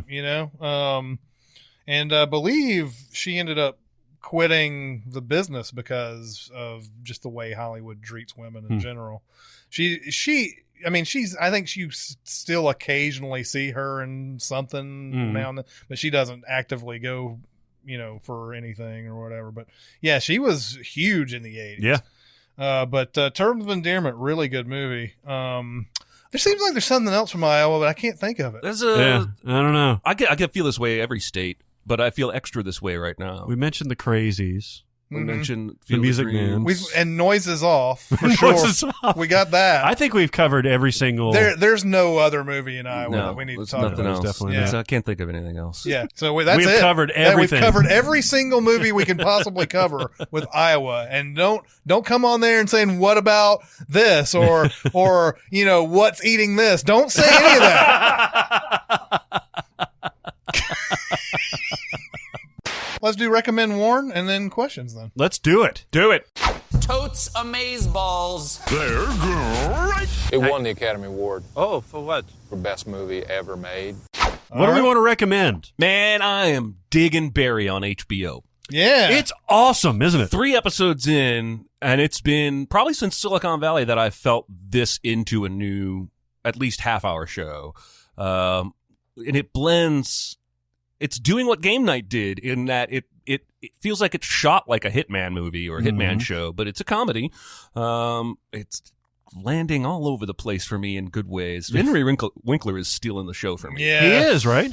And I didn't expect that because I've seen him I've seen him in stuff. I saw him in Arrested Development. Yeah. I shouldn't be surprised that he's good, but he's really good in this. Yeah. And I don't know the name of the girl. The Oh, yeah, love she's interest. really good. She's fantastic because shows that deal with the industry, I feel like the actors have to have even more talent because there are scenes where they're playing their character, talking to Barry, about to have sex, whatever. That's acting. Right. But then she's got to go do a scene where she's a bad actress in an acting workshop. And she also has to show improvement from one, like in the premiere episode, the way you meet Henry Winkler's character is this girl is giving a monologue on stage in acting class. She's doing a scene with another guy. And Henry Winkler's the teacher of the class, and he calls her out. Yeah. He's like, she's terrible. Last week she was telling me, boo-hooing, I'm going to quit, yada, yada. And he makes her emotional and mad on stage, and she starts to yell at him, and he's like, don't say anything. Just finish the scene. Yep. And I've done enough acting. I'm sure you don't have to have done acting to realize what he's doing. He's trying to get her emotionally in a place that will allow what she needs to come out in the scene to come out. And she does the scene again. And she's already done the scene as a bad actress. Yeah. Now she's doing it as a slightly better actress, but she's actually a good actress. And she's doing I the agree. scene, the Julianne Moore Magnolia scene. This is what's so funny to me about this show is that they're at an acting class that is on stage, but they're doing all movie stuff. They do the true romance. I got everything from a Diddle-I Joe to a damned if I know. Yes. So that's really funny. And like, there's a point where they're like, Bill Hader's like, I think it's describing it to Stephen Root, and he's like, yeah, we did a scene from this movie. And he's like, those are all movies. And he goes, yeah, it's an LA theater. They only do movies. We always do movies. Yeah. But yeah, it's been a real fun show so far. And I think Stephen Root is really good in yeah, this. he is. He's got I love him. And he's going to be one of those that guys forever. Yeah. He plays a little bit harder of an edge, as does Bill Hader. But he's got that great scene in the premiere where he sits down with Barry, and Barry's like, I finally found something. I'm actually feeling something. I was really depressed before. And he sits down, he's like, when you said yes to this, you said no to everything else for the rest of your life. And I'm like, yeah, I mean, like, how would this possibly end? And he's this practical realist, but he's got this paternal relationship with Bill Hader's character. And, yeah, it's really, really I'm good. loving the bald guy playing the Ukrainian gangster boss. Yeah. Who's also, if you watch, and you should watch Billions, by the way. That's a great show. He's on that show as well. So it's interesting because both of those shows are going on at the same time. Yeah. He's playing, he plays this like sleazy lawyer fuck on Billions, and then he's like a Ukrainian gangster guy on this. So it's really fun. Yeah, I've been really impressed and charmed by it so far, and I give it a full recommend. 3 episodes in. Bill Hader really can't do any wrong in my eyes. Yeah, he can. And I'll tell you what. Huh? It's that goddamn Doritos commercial from the Super Bowl. I don't know if I saw that. I Yeah, remember because it's him and a bunch of people you don't know all going, what, all freaking out over some new kind of Dorito. Yeah. I even tweeted about it during the Super Bowl, like, Bill Hader, you're better than this. Anyway, you're right. When it comes to acting outside of Doritos commercials, he can do no wrong. He steals the show in everything he's in, and finally, the show is about him. And he directed the first 3, I think. Yeah. Really? And, I mean, you can tell because he was actually, I'm trying to get this right. He was, one of his first jobs when he moved to Hollywood was he was a production assistant, I think on an Arnold Schwarzenegger movie. I forget which one it was. He's like running to get coffee for Arnold Schwarzenegger. So he kind of came up behind the camera, and he really wanted to from the interviews that I've heard.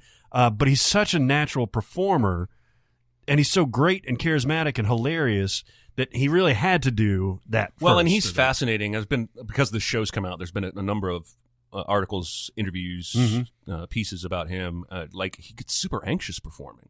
Like, SNL drove him crazy because his anxiety just shoots up. And I don't think it's just because of the live audience. I think he probably has the same anxiety on a closed set shooting Barry. But it's always fascinating to me when the universe has given somebody such an exceptional talent that also in some way drives them crazy. Because clearly he's got enough talent. This is what he's supposed to be doing. And yet he can't do it as smoothly on his end as we receive it on our end. He has to go through this anxiety, this anxious process to get there. I feel bad for him, but I also think that probably helps inform his comedy and keep it more edgy. Anyway. Well, in Barry, I was expecting a very Grosse Pointe Blank type of thing because this has been covered kind of before. Yeah, sure. Crisis of Consciousness and Hitman, elite skills and all that stuff.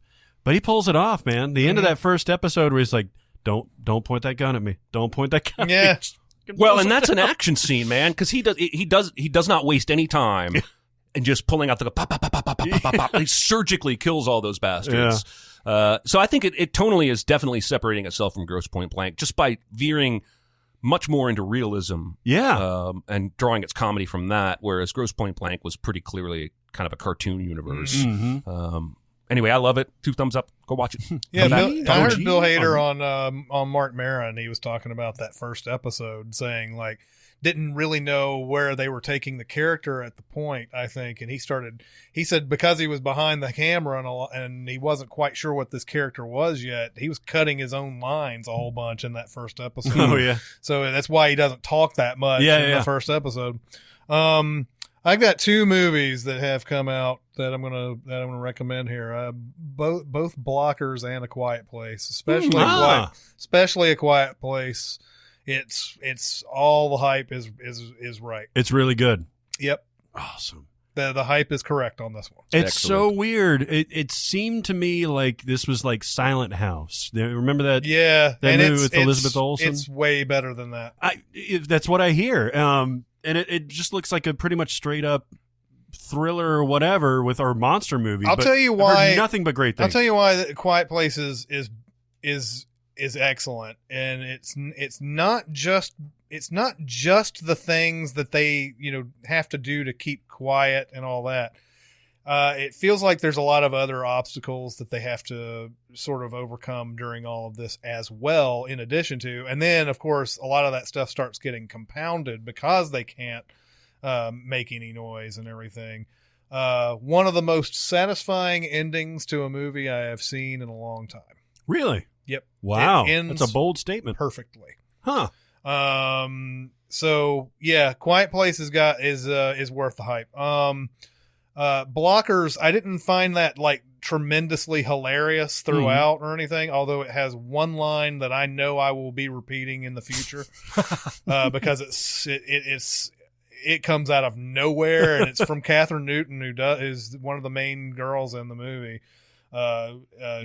Has a great line in there, but I was worried that this, like, okay, so it's plenty funny enough. I like the story to this, and I like the message it has by the end of it. Mm-hmm. This is a movie that could have easily did some sort of cop-out type of thing by the end of it, and it doesn't. So it's something that by the ending, a lot of the actions of the characters make sense, although I do think it is hyper-style. The parents chasing after them and stuff, it's a little bit too much, but that's the movie for you. Yeah, it's plenty funny enough. I like how I like its vibe. It's interesting. I was reading something about the writers. The writers wrote it. 2 guys wrote it back in 2012, and the director, who's a female, developed the script and rewrote it in certain things. I think it was supposed to be guys. Like I think it was supposed to be boys from their perspective. She switched it to girls. She kind of like inverted a lot of the stuff. They were supposed to be all the fathers chasing after the kids, and she put Leslie Mann in there. So yeah, it's interesting, and the writers agreed with it. They were like, yeah, especially in this climate, we appreciate like what she's done with our original And script. Seth Rogen is one of the executive producers of that movie. Is he? Yeah. He pushed very hard for the title of the movie to be Cock Blockers. Didn't get it, and is extremely happy with the poster they came up with. It has the rooster on top of it. That's another thing. Like, yeah, I was talking about in a previous episode how I didn't like Bridesmaids because I felt like that was just a dude movie where they put women in the roles, and yeah, there are a couple of moments that feel more women than men, but a lot of the hilarity comes from all this stuff that the staples of guy movies and everything. The way these girls talk about having sex and everything is exactly how 17-year-olds would talk about Like they don't know anything about it. They're very awkward about it. Mm-hmm. Whereas, and yeah, sure. And Superbad, stuff like that. They don't know anything either, but, it's just, He's got lube. yeah. It doesn't make them wiser or any sort of, it makes them just as dumb as everybody else is about that type of thing. And I think they're all appealing. All the three girls that are in this are all appealing. And I love how Leslie Mann and John Cena and Ike Barinholtz go through all this too. Overall, I like the movie. I like the vibe of it. Like I said, I don't think it's hilarious all the way through. Did you like it better than Game Night? No, I think I liked it about the same. Okay. Both these movies I feel like have a lot of like moments that I laugh, but then there's a lot of like clunkers too for me in both of those movies.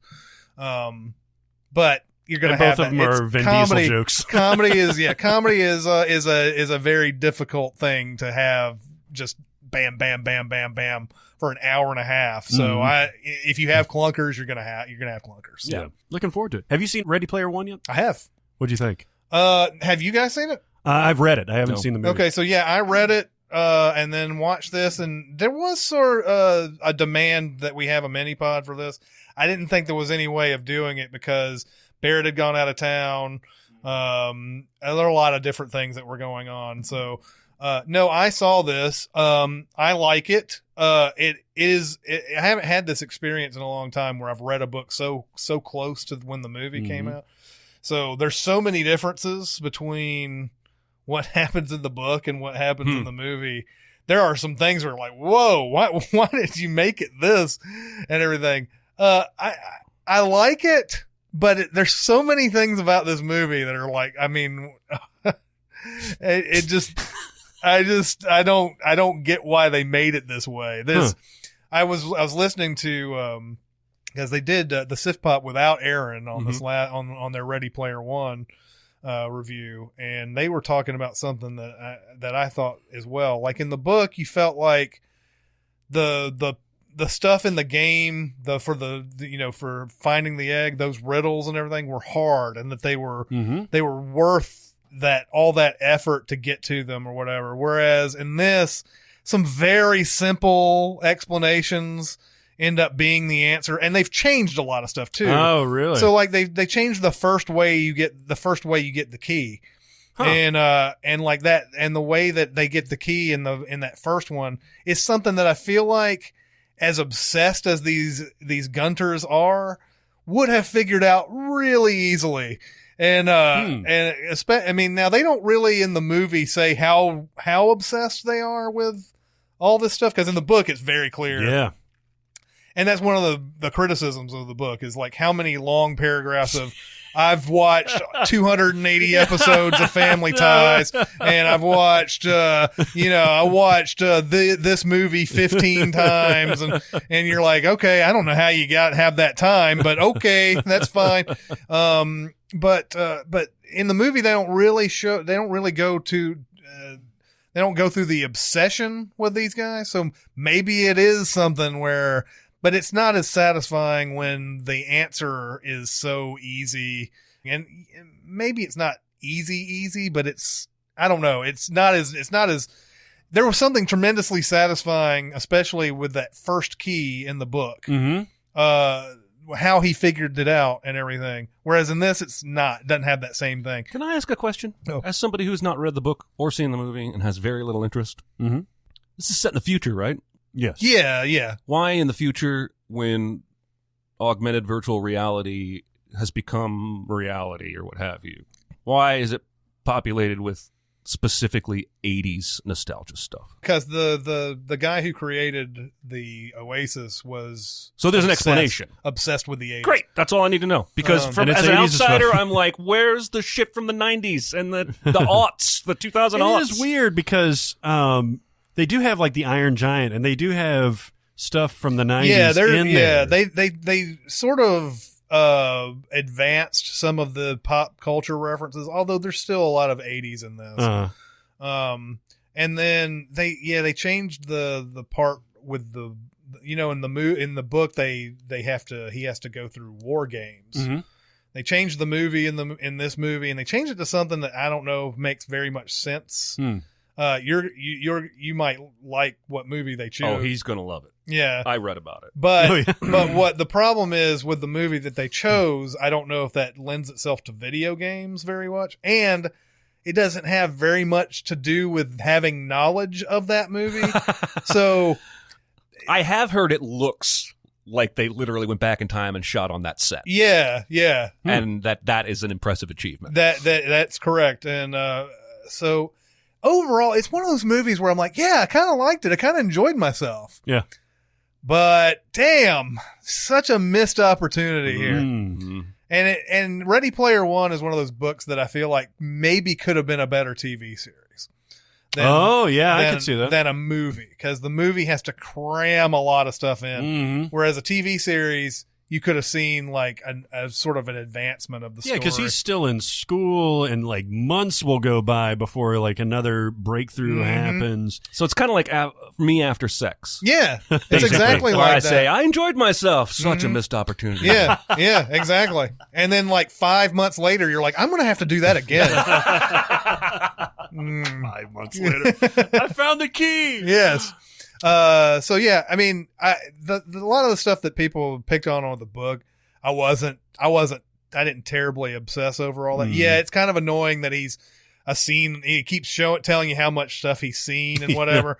It is kind of annoying because there's a couple of things where like, okay, yeah, I get it. You're an awesome pop culture nerd, but that's what pop culture nerds do. Yeah. I feel like that's within reason, even though it's exhaustive. Yeah. I feel that's within a character to be like, I've seen 256 episodes of Family Ties. Yeah. I've seen, War Games 4 million times. But the other thing is like, how, even though all your time is dedicated into this other world, how did you watch that much Well, stuff? not only that, but I've mastered this video game. Video games 56 times or something like that. Right. Yeah. It's like there's a lot of video games, man. And I mentioned also the thing in the book that I didn't like was that, they have this, and it's Ben Mendelsohn in the movie.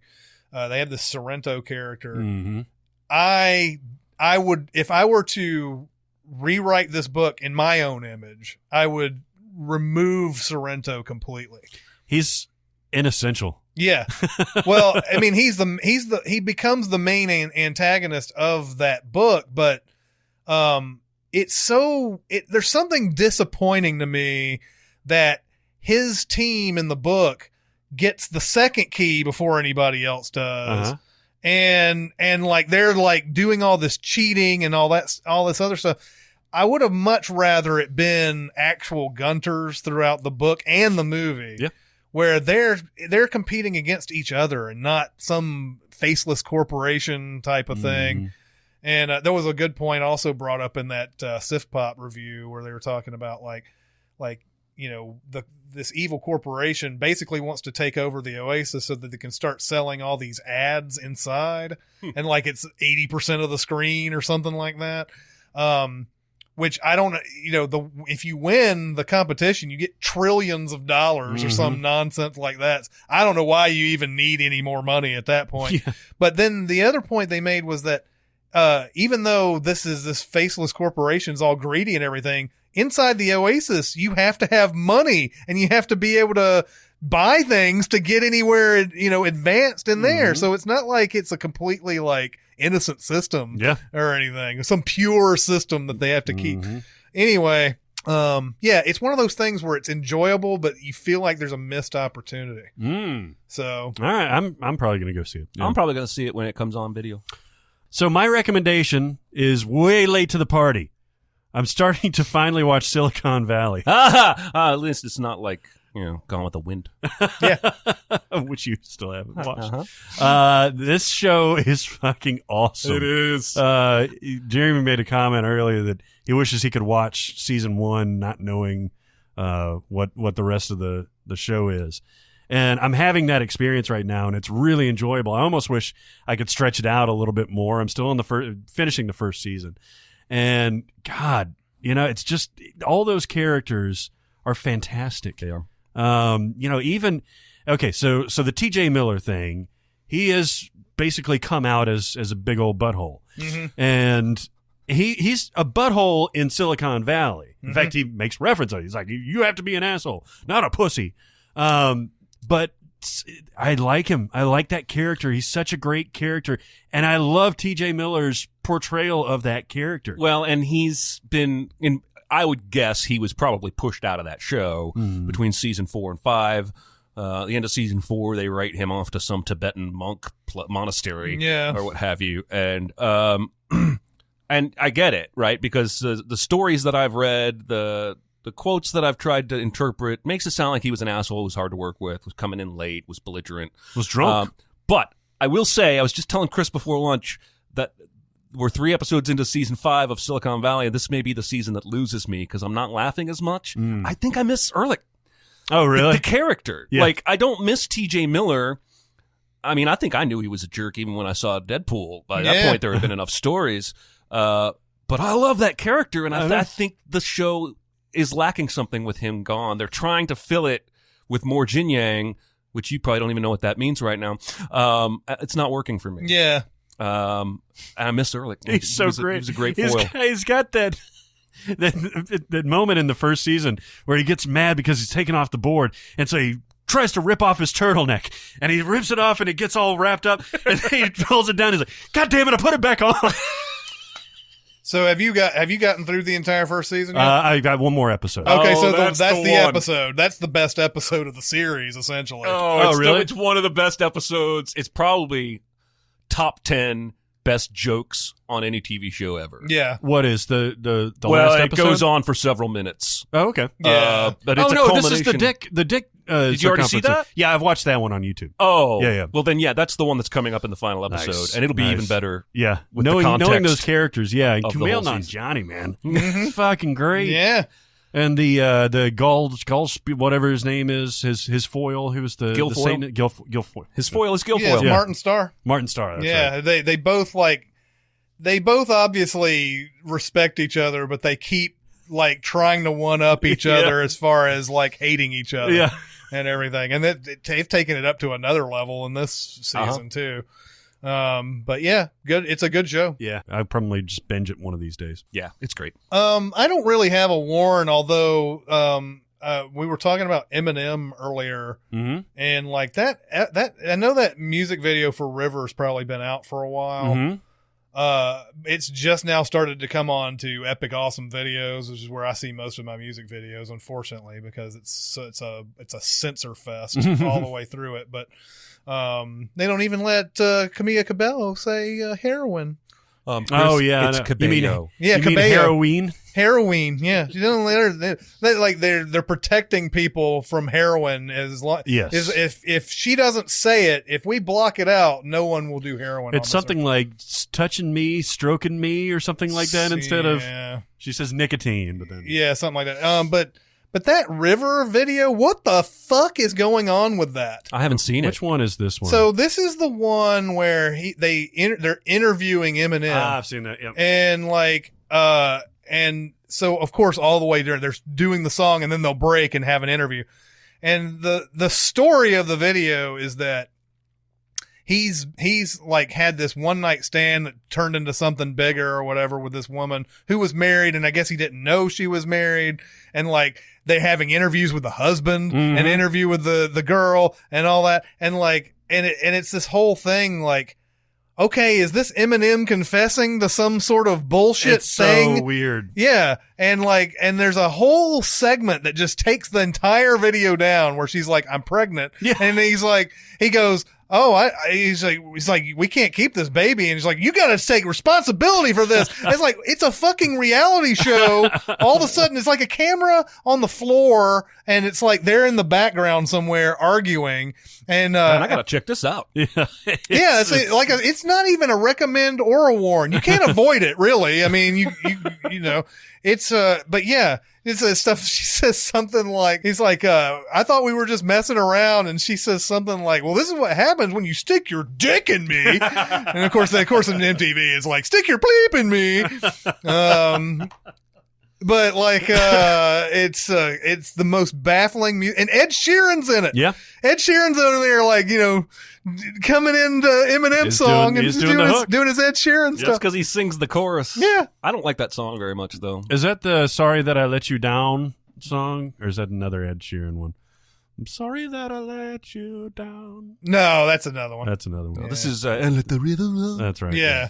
But yeah, it's one of the most baffling music videos I've ever seen. And yeah, they talk to the husband, and he's like, well, tell us about your wife. He's like, that's a long story, you know? And then like, and then he says, oh, you said she's pregnant? Like, he's just now finding this out in the filming of the Okay. Yeah. I gotta check this out. It sounds bonkers. It is. I got a wreck of Warren. Oh, let's hear it. Yeah. So, Atomic Blonde. We were talking about this a little bit before the Atomic thing. Blonde. I can't decide whether I like this movie or not. Yeah, it's kind of in between, isn't it? And just like Jeremy, I was pretty pumped to see this. Like I was really wanting to experience this as a John Wickian type of thing, or even Jonathan told us it was more James Bond. And I was like, okay, cool. It's just something about this movie that just prevents me from really, really liking it. I like the style of it. I like the visuals. Charlize is fantastic. And she does kick it. It has one unbelievable fight scene in it. Yes, it does. That is on par with any Bourne movie that you've ever seen. You know what I think it might be is that, and I've just freshly watched this myself, but the story seems to come to a halt at some point. Like, they're looking for this list, Yeah. and that's Which is codenamed The List. yes, and yeah, she's looking for this list, but I don't know. It keeps running into dead ends. Yeah, and then keeps, she keeps going back to her hotel room, and there's a reason that she's going back to her hotel Yeah. room. But it looks like she's just lounging around, just drinking vodka and like getting into she baths. drinks a lot of vodka in this I'm movie. going to tell you what it is from my perspective, Uh-huh. because I wrote a sin about this and then I cut it because it was overlong and not very funny. The movie opens with a very bland, trying to be frenetic kind of chase. Somebody dies and gets tossed over a thing. You don't know who any of those people are, and the actors aren't very familiar. Mm-hmm. It then cuts to Charlize getting out of an ice bath, Mm-hmm. right? Mhm. Then she slowly walks to a building. Yeah. And as she gets to the front of the building, it goes to black, and bam, Atomic Blonde. Yeah, The and title. like the Suicide I Squad wrote a type sin of that was thing. like, you didn't earn a BAM title moment. Maybe I have to put it back because you guys are laughing at me. Yeah, I think so. You had a little boring section here, and then she was walking. Like if you want a BAM title moment, put Charlize in that action sequence, and then go BAM after that. Yeah. But Yeah. it was like they were following some template, and then they just put boring shit in front of the BAM, and I was like, "What the hell are you doing?" And from there on, I think it was hard for me to get into. And I don't even, they hardly even get back to that guy from the original opening scene. Barely. And There's like weird photographs of him all throughout the movie. I don't know what her connection is to him. yeah, and then James McAvoy is playing this guy who's obviously like a double agent or something like that, and she's got to watch out for whatever he does, but. Yeah, there's something mixed up about that movie. Something just I didn't hate it. They but it needed just didn't- a stronger thread pulling through that, I think. And yeah, it's working itself up to this, this basically one-shot action scene, which I don't know how many cuts are in there, but It's so good. though. it starts off like 20 minutes. It's like almost 20 minutes. It's brutal. Yeah. Yeah, there's something missing. Yeah. Missing from Yeah, it. I agree. So proceed with caution. All right. Do you have a warn? I do. Are we okay on time? Let's just do the warn and then we'll sign Yeah. off. All right. Well, my warn, I'm going back to HBO Originals, Paterno. Oh, you saw this? I did, because this is literally what happened. I'm flipping channels, and I just didn't want to watch something I had seen before, and Paterno was premiering that night, and it was literally the only thing on any of the movie channels I hadn't seen before. All right. I was like, well, what the fuck? Actually, what sold it for me was Riley Keough's in this movie as a journalist, and Greg Grunberg is in this movie as the son, Scott Paterno. This is when people ask, what is a movie that shouldn't have been made? This should be a picture of this movie in the dictionary. It's too soon. It is too soon. What was that? It's too uncomfortable. 12, 2013? 2010. 2010, yeah. It's too uncomfortable. It's literally By the way, this is apparently all Barry Levinson is doing anymore, is taking real-life people, because he did the Spectre movie with Pacino, and he did that Kevorkian movie with Pacino. Well, and he did the De Niro movie about Bernie Madoff. Right, yeah. And they are all pretty bland. Mm-hmm. And this is another one to add into the fold. First of all, I do not think personally that Joe Paterno is somebody who, 8 years after learning what he was aware of and did nothing to stop, deserves some kind of fair look at his life. Mm-hmm. If you're going to give a fair look at Paterno's life, you need to do it maybe 50 years from now. Mm-hmm. And it just felt so uncomfortable. It's the same exact feeling I had watching that Anita Hill movie HBO made.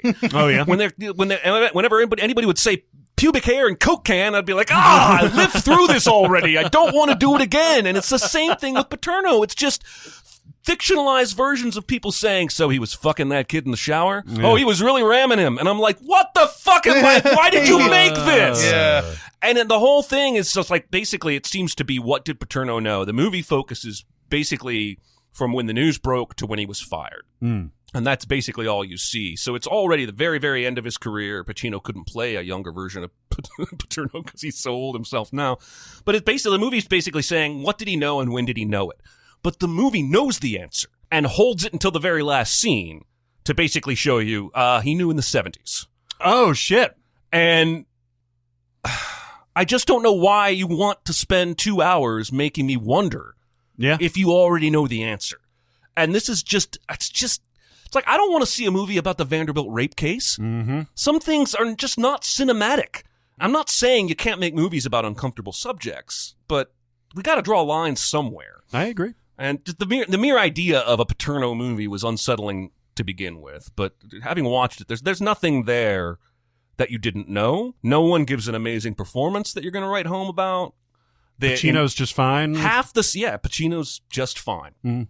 Half the scenes are literally recreations of things you can see for real, like when he comes out after he's been fired and the fans and students are cheering on his yard. They recreate. It's like a 10-minute scene in the movie. Jeez. I'm like, I already saw that. It was on ESPN over and over and over 8 again. years ago. God, this movie pissed me off. Anyway, I would warn. It's probably not as bad as I'm making it sound, but for something that probably didn't need to be made in the first place, feels like worse than it is. I did not have any interest in seeing this. Yeah, stay away. By the way, Levinson did do the Jack Kevorkian movie, but David Mamet did the Phil Spector one. He wrote. Oh, I didn't realize that. So, just it's all those HBO Pacino biopics. Yeah, did you see the Phil Spector one, by the way? No. Did you see that? No.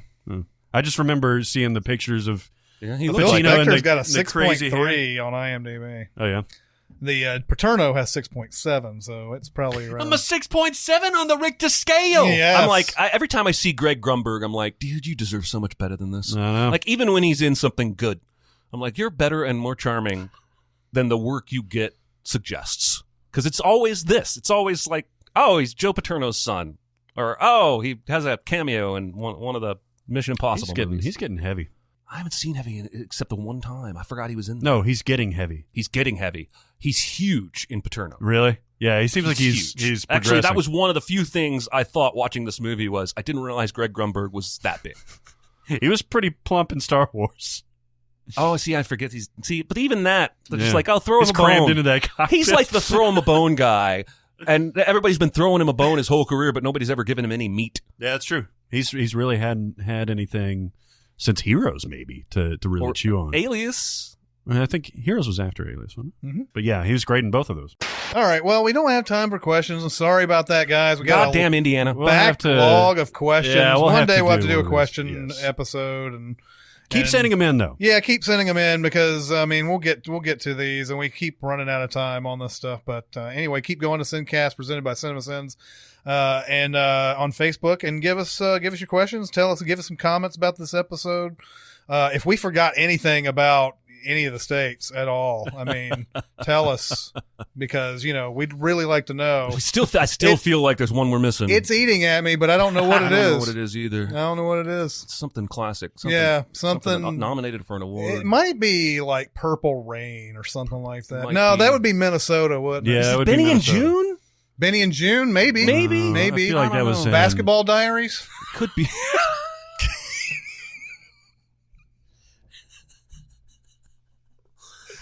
All I remember from that movie, aside from the confessional scene and the excessive masturbation, is before one game they have this big handful of pills. I think it was Marky Mark was like, "Which one are the ups?" And they accidentally take the downs. That's right. Keep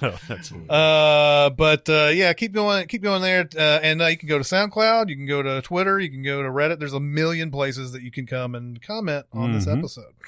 But that'll do it for this week. It's Chris Atkins and Jeremy Scott and Barrett Sher. We'll see you next time. Thanks for listening. Comment on our episodes on our SoundCloud page. Check us out on YouTube, Twitter, Facebook, and Reddit. And be sure to visit Cinemasins.com.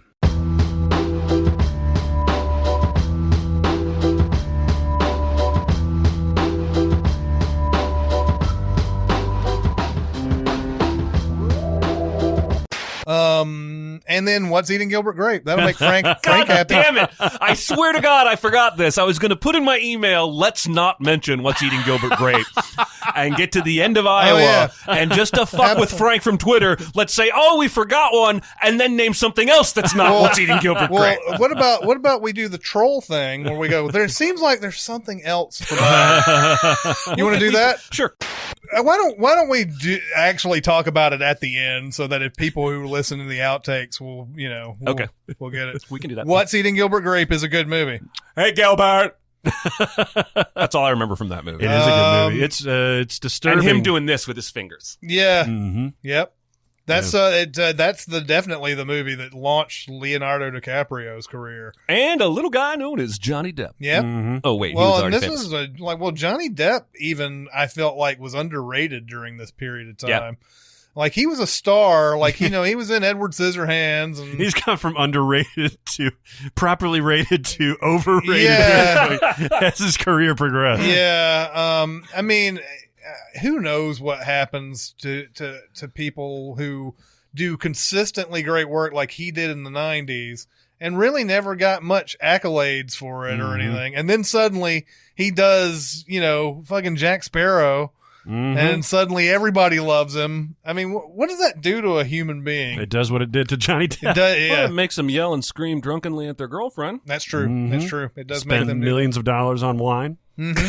That's correct. I love the idea. I swear, I want this to be true, that he's like part of the money he lost went to having somebody read his lines into an earpiece on the set of one of the Pirates movies because he's just too lazy to memorize anymore. I want that to be true. A story like that's got to be true. But What's Eating Gilbert Grape has you have Juliette Lewis is in it and John C. Reilly. I forgot. But there it's I don't would you call this coming of age? This is more of a, I don't know, I guess it is, kind of. I think it's more of a realizing your age. Yeah, maybe so. I don't know. I know it ends because Johnny Depp, like Juliette Lewis, wants to get with him and everything, but he ends up like with Mary Steenburgen in this. It's an affair, and then why don't you go after somebody who's like available and and gorgeous at the time? Juliette Lewis is. Would you ever consider Juliette Lewis gorgeous? There was a period where I thought that she was very, very around old school. A little bit before that, no.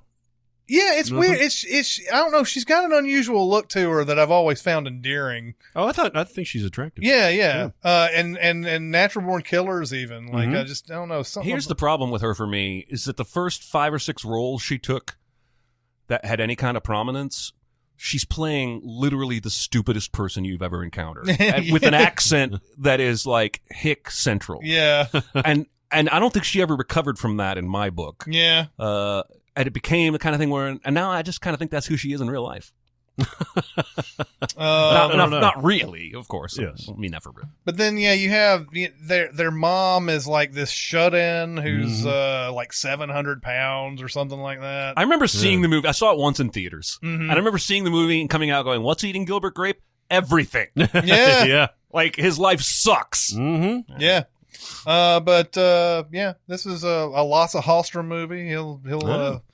He'll go on to do stuff like Chocolat. And, didn't he also do the Cider House Rules? Cider House Rules. He's done a lot of movies you've heard of. He's AKA Get okay with abortion already. That's what that movie's subtitle. Pretty much. It was. I mean, Lasse Hallström. There was a time where just about everything he ever did would get nominated for an Oscar. Yeah. Like he's got 73 directing credits. Jesus. So if you started back in, so what's Eating Gilbert? He did Once Around as well. He did, and it's funny. I brought up something to talk about briefly. He did that. That movie sucks. So yeah, Cider House Rules, Chocolat, The Shipping News, Casanova. Shipping News. That was Spacey, wasn't it? Yes. Yes. And M. M. Judi Dench is in Shipping News. Oh, okay. A movie called An Unfinished Life. Then The Hoax, which was pretty good.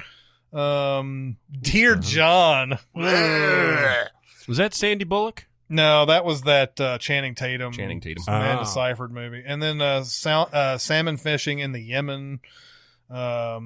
Safe Haven, which looks like another It is. Sparks movie. That's the one with Josh Duhamel and Pretty Dancer Girl.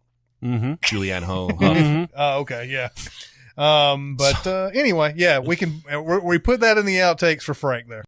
We're trolling one person. Yeah, we are. I don't care. It's awesome. Eminem's been on Twitter a bunch recently. He's got a new album to support. That's true. I just settled all my lawsuits. Fuck you, Debbie. Fuck you, Debbie! No, my favorite Frank Costanza outtake is when he's in bed with George, when he's sleeping in his bed with George. Yeah. And he leans over because it's the end of the episode where they just pan in on George and it pans out and you see Frank next to him and he's got this bowl and he's like, Kasha? And he's looking just dead at him and Jason Alexander just cracks the fuck up. He's like, he can't take it anymore. He falls out of bed. Oh, you fucking computer. And she was naked in 2 Days in the Valley, too. Yes, that's where I first saw Charlize. Yeah, that's a fun movie, isn't it? It's been forever since I've seen it. I don't remember it being terribly amazing. I remember James Spader's character was really interesting. James Spader's a dick. Yeah. I just remember feeling like it was another one of those, hey, let's do a movie that's like Pulp Fiction. Yep. There's a scene. Totally there's a scene where he starts like grabbing her boobs and everything, and then they have this sound that goes that cuts in. It's cutting into the next scene, but they want you to associate him touching her boobs with this, and the next scene is like somebody stirring spaghetti or cooking spaghetti or something like that, and it's like, well, what the hell, man? Is touching her boobs like I mean, I don't like 2 bags of sand. Yeah, exactly. Who did 2 Days in the Valley? Do you know? Nobody that has done anything since. Ooh, that's John Hertzfeld. Well, you're probably right. That doesn't sound like a name I've heard before, though. He did Reach Me, 15 Minutes. Yep. Is that the one with that's the second Ed Pacino? Burns? Yeah. Oh no, it's Ed Burns and De Niro, right? Yeah, That's a terrible movie. Yeah. Bobby Z, Two of a Kind. Yeah, he doesn't done the shit. Pacino movie's 88 minutes. 88 minutes. And the Bruce Willis movie is 16 blocks. Yeah. Well, there was a time where I was, because you can do a thing with numbers with Bruce Willis movies. Oh, yeah. There's The Sixth Sense. There's The Fifth Element. 12 Monkeys. 12 Monkeys. Yeah, you had Holy 16 shit. blocks. There's Whole 9 yards. Whole 9 Whole yards. 10 yards. Whole 10 yards. There's a couple others too. But it's funny because Bruce, I mean, now technically you can do this with a lot of actors, but it seemed like it came up with Bruce Willis a lot. That's a lot just right off the top of our Yeah. So, jeez. Ocean's 12? yeah, you could count that. Let me look at Bruce Willis's credits and see if there's other. There's a 5. Which one's the 5? Fifth Element. Fifth Element. Shit, you already did that. What's the 4? I'm going to come up with the 4. Or the 3. I mean, you 3 could, Days in the Valley. Yeah, 3 days in the Valley. You could obviously technically say Die Hard 2 is in there, but that doesn't count really to me. Let's see. Threesome. He's not in that. Threesome. Remember there were 2 threesome movies that came out around the same time. Two guys, a guy and a girl, or no? What was it? No, you had Threesome, and you had what was that other one? Trois. No, well, there was a Trois. There was that. Do you remember? But the same summer as the same year as Threesome, there was another one. It was something. Heart was in the title. Maybe You're right. Three of Hearts? Oh, it might have been Three of Hearts. I think it was Three of Hearts. Holy shit. And it starred Bruce Willis. No, I'm just kidding. Three of Hearts came out in 1993. That had William Baldwin in it. After her female lover leaves her, a nurse hires a male escort to seduce the lover and then break her heart so she will return. It doesn't sound like a threesome movie, though. I thought Stephen Baldwin was in one of the threesome movies. It'd be hilarious if one of the Baldwins was in both of the three. It very well could be. I'm going through the Bruce Willis stuff first. Okay, I'll look up the Baldwin. Bruce Willis does have a 4 rooms. Oh, 4 rooms. What about a 7? Does he have a 7? 7 Days in the Valley. 7 Days of the Condor. Yes. 6 Days, 7 Nights. That's right. Wow. 4 rooms. He's not even, I thought he wasn't even credited in that movie. He may not be, but he's in it. Yeah, he's totally in it. Stephen Baldwin is in Threesome. And we thought of Three of Hearts, which had William Baldwin in it. Yes. Isn't that crazy? Maybe I should just Google. Oh, and it's Josh Charles. Was Nev Campbell in that one? Or was it Laura Flynn Boyle? I think it was Laura Flynn Boyle. Yep, Laura Flynn Boyle and Josh Charles. So then Nev Campbell was in the other one, for sure, whichever one we're thinking of. Okay. Wild Things? Yes. Well, there's a threesome in that movie. You know what? When it comes down to it, there's a lot of threesomes in a lot of movies.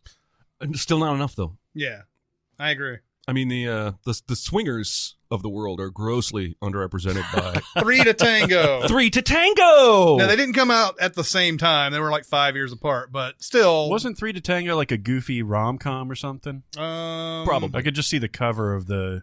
A rich businessman's assumption that his new colleague is gay leads him to ask the man to keep an eye on his mistress. Oh, However, nice. the man is not gay. I like your movie voice.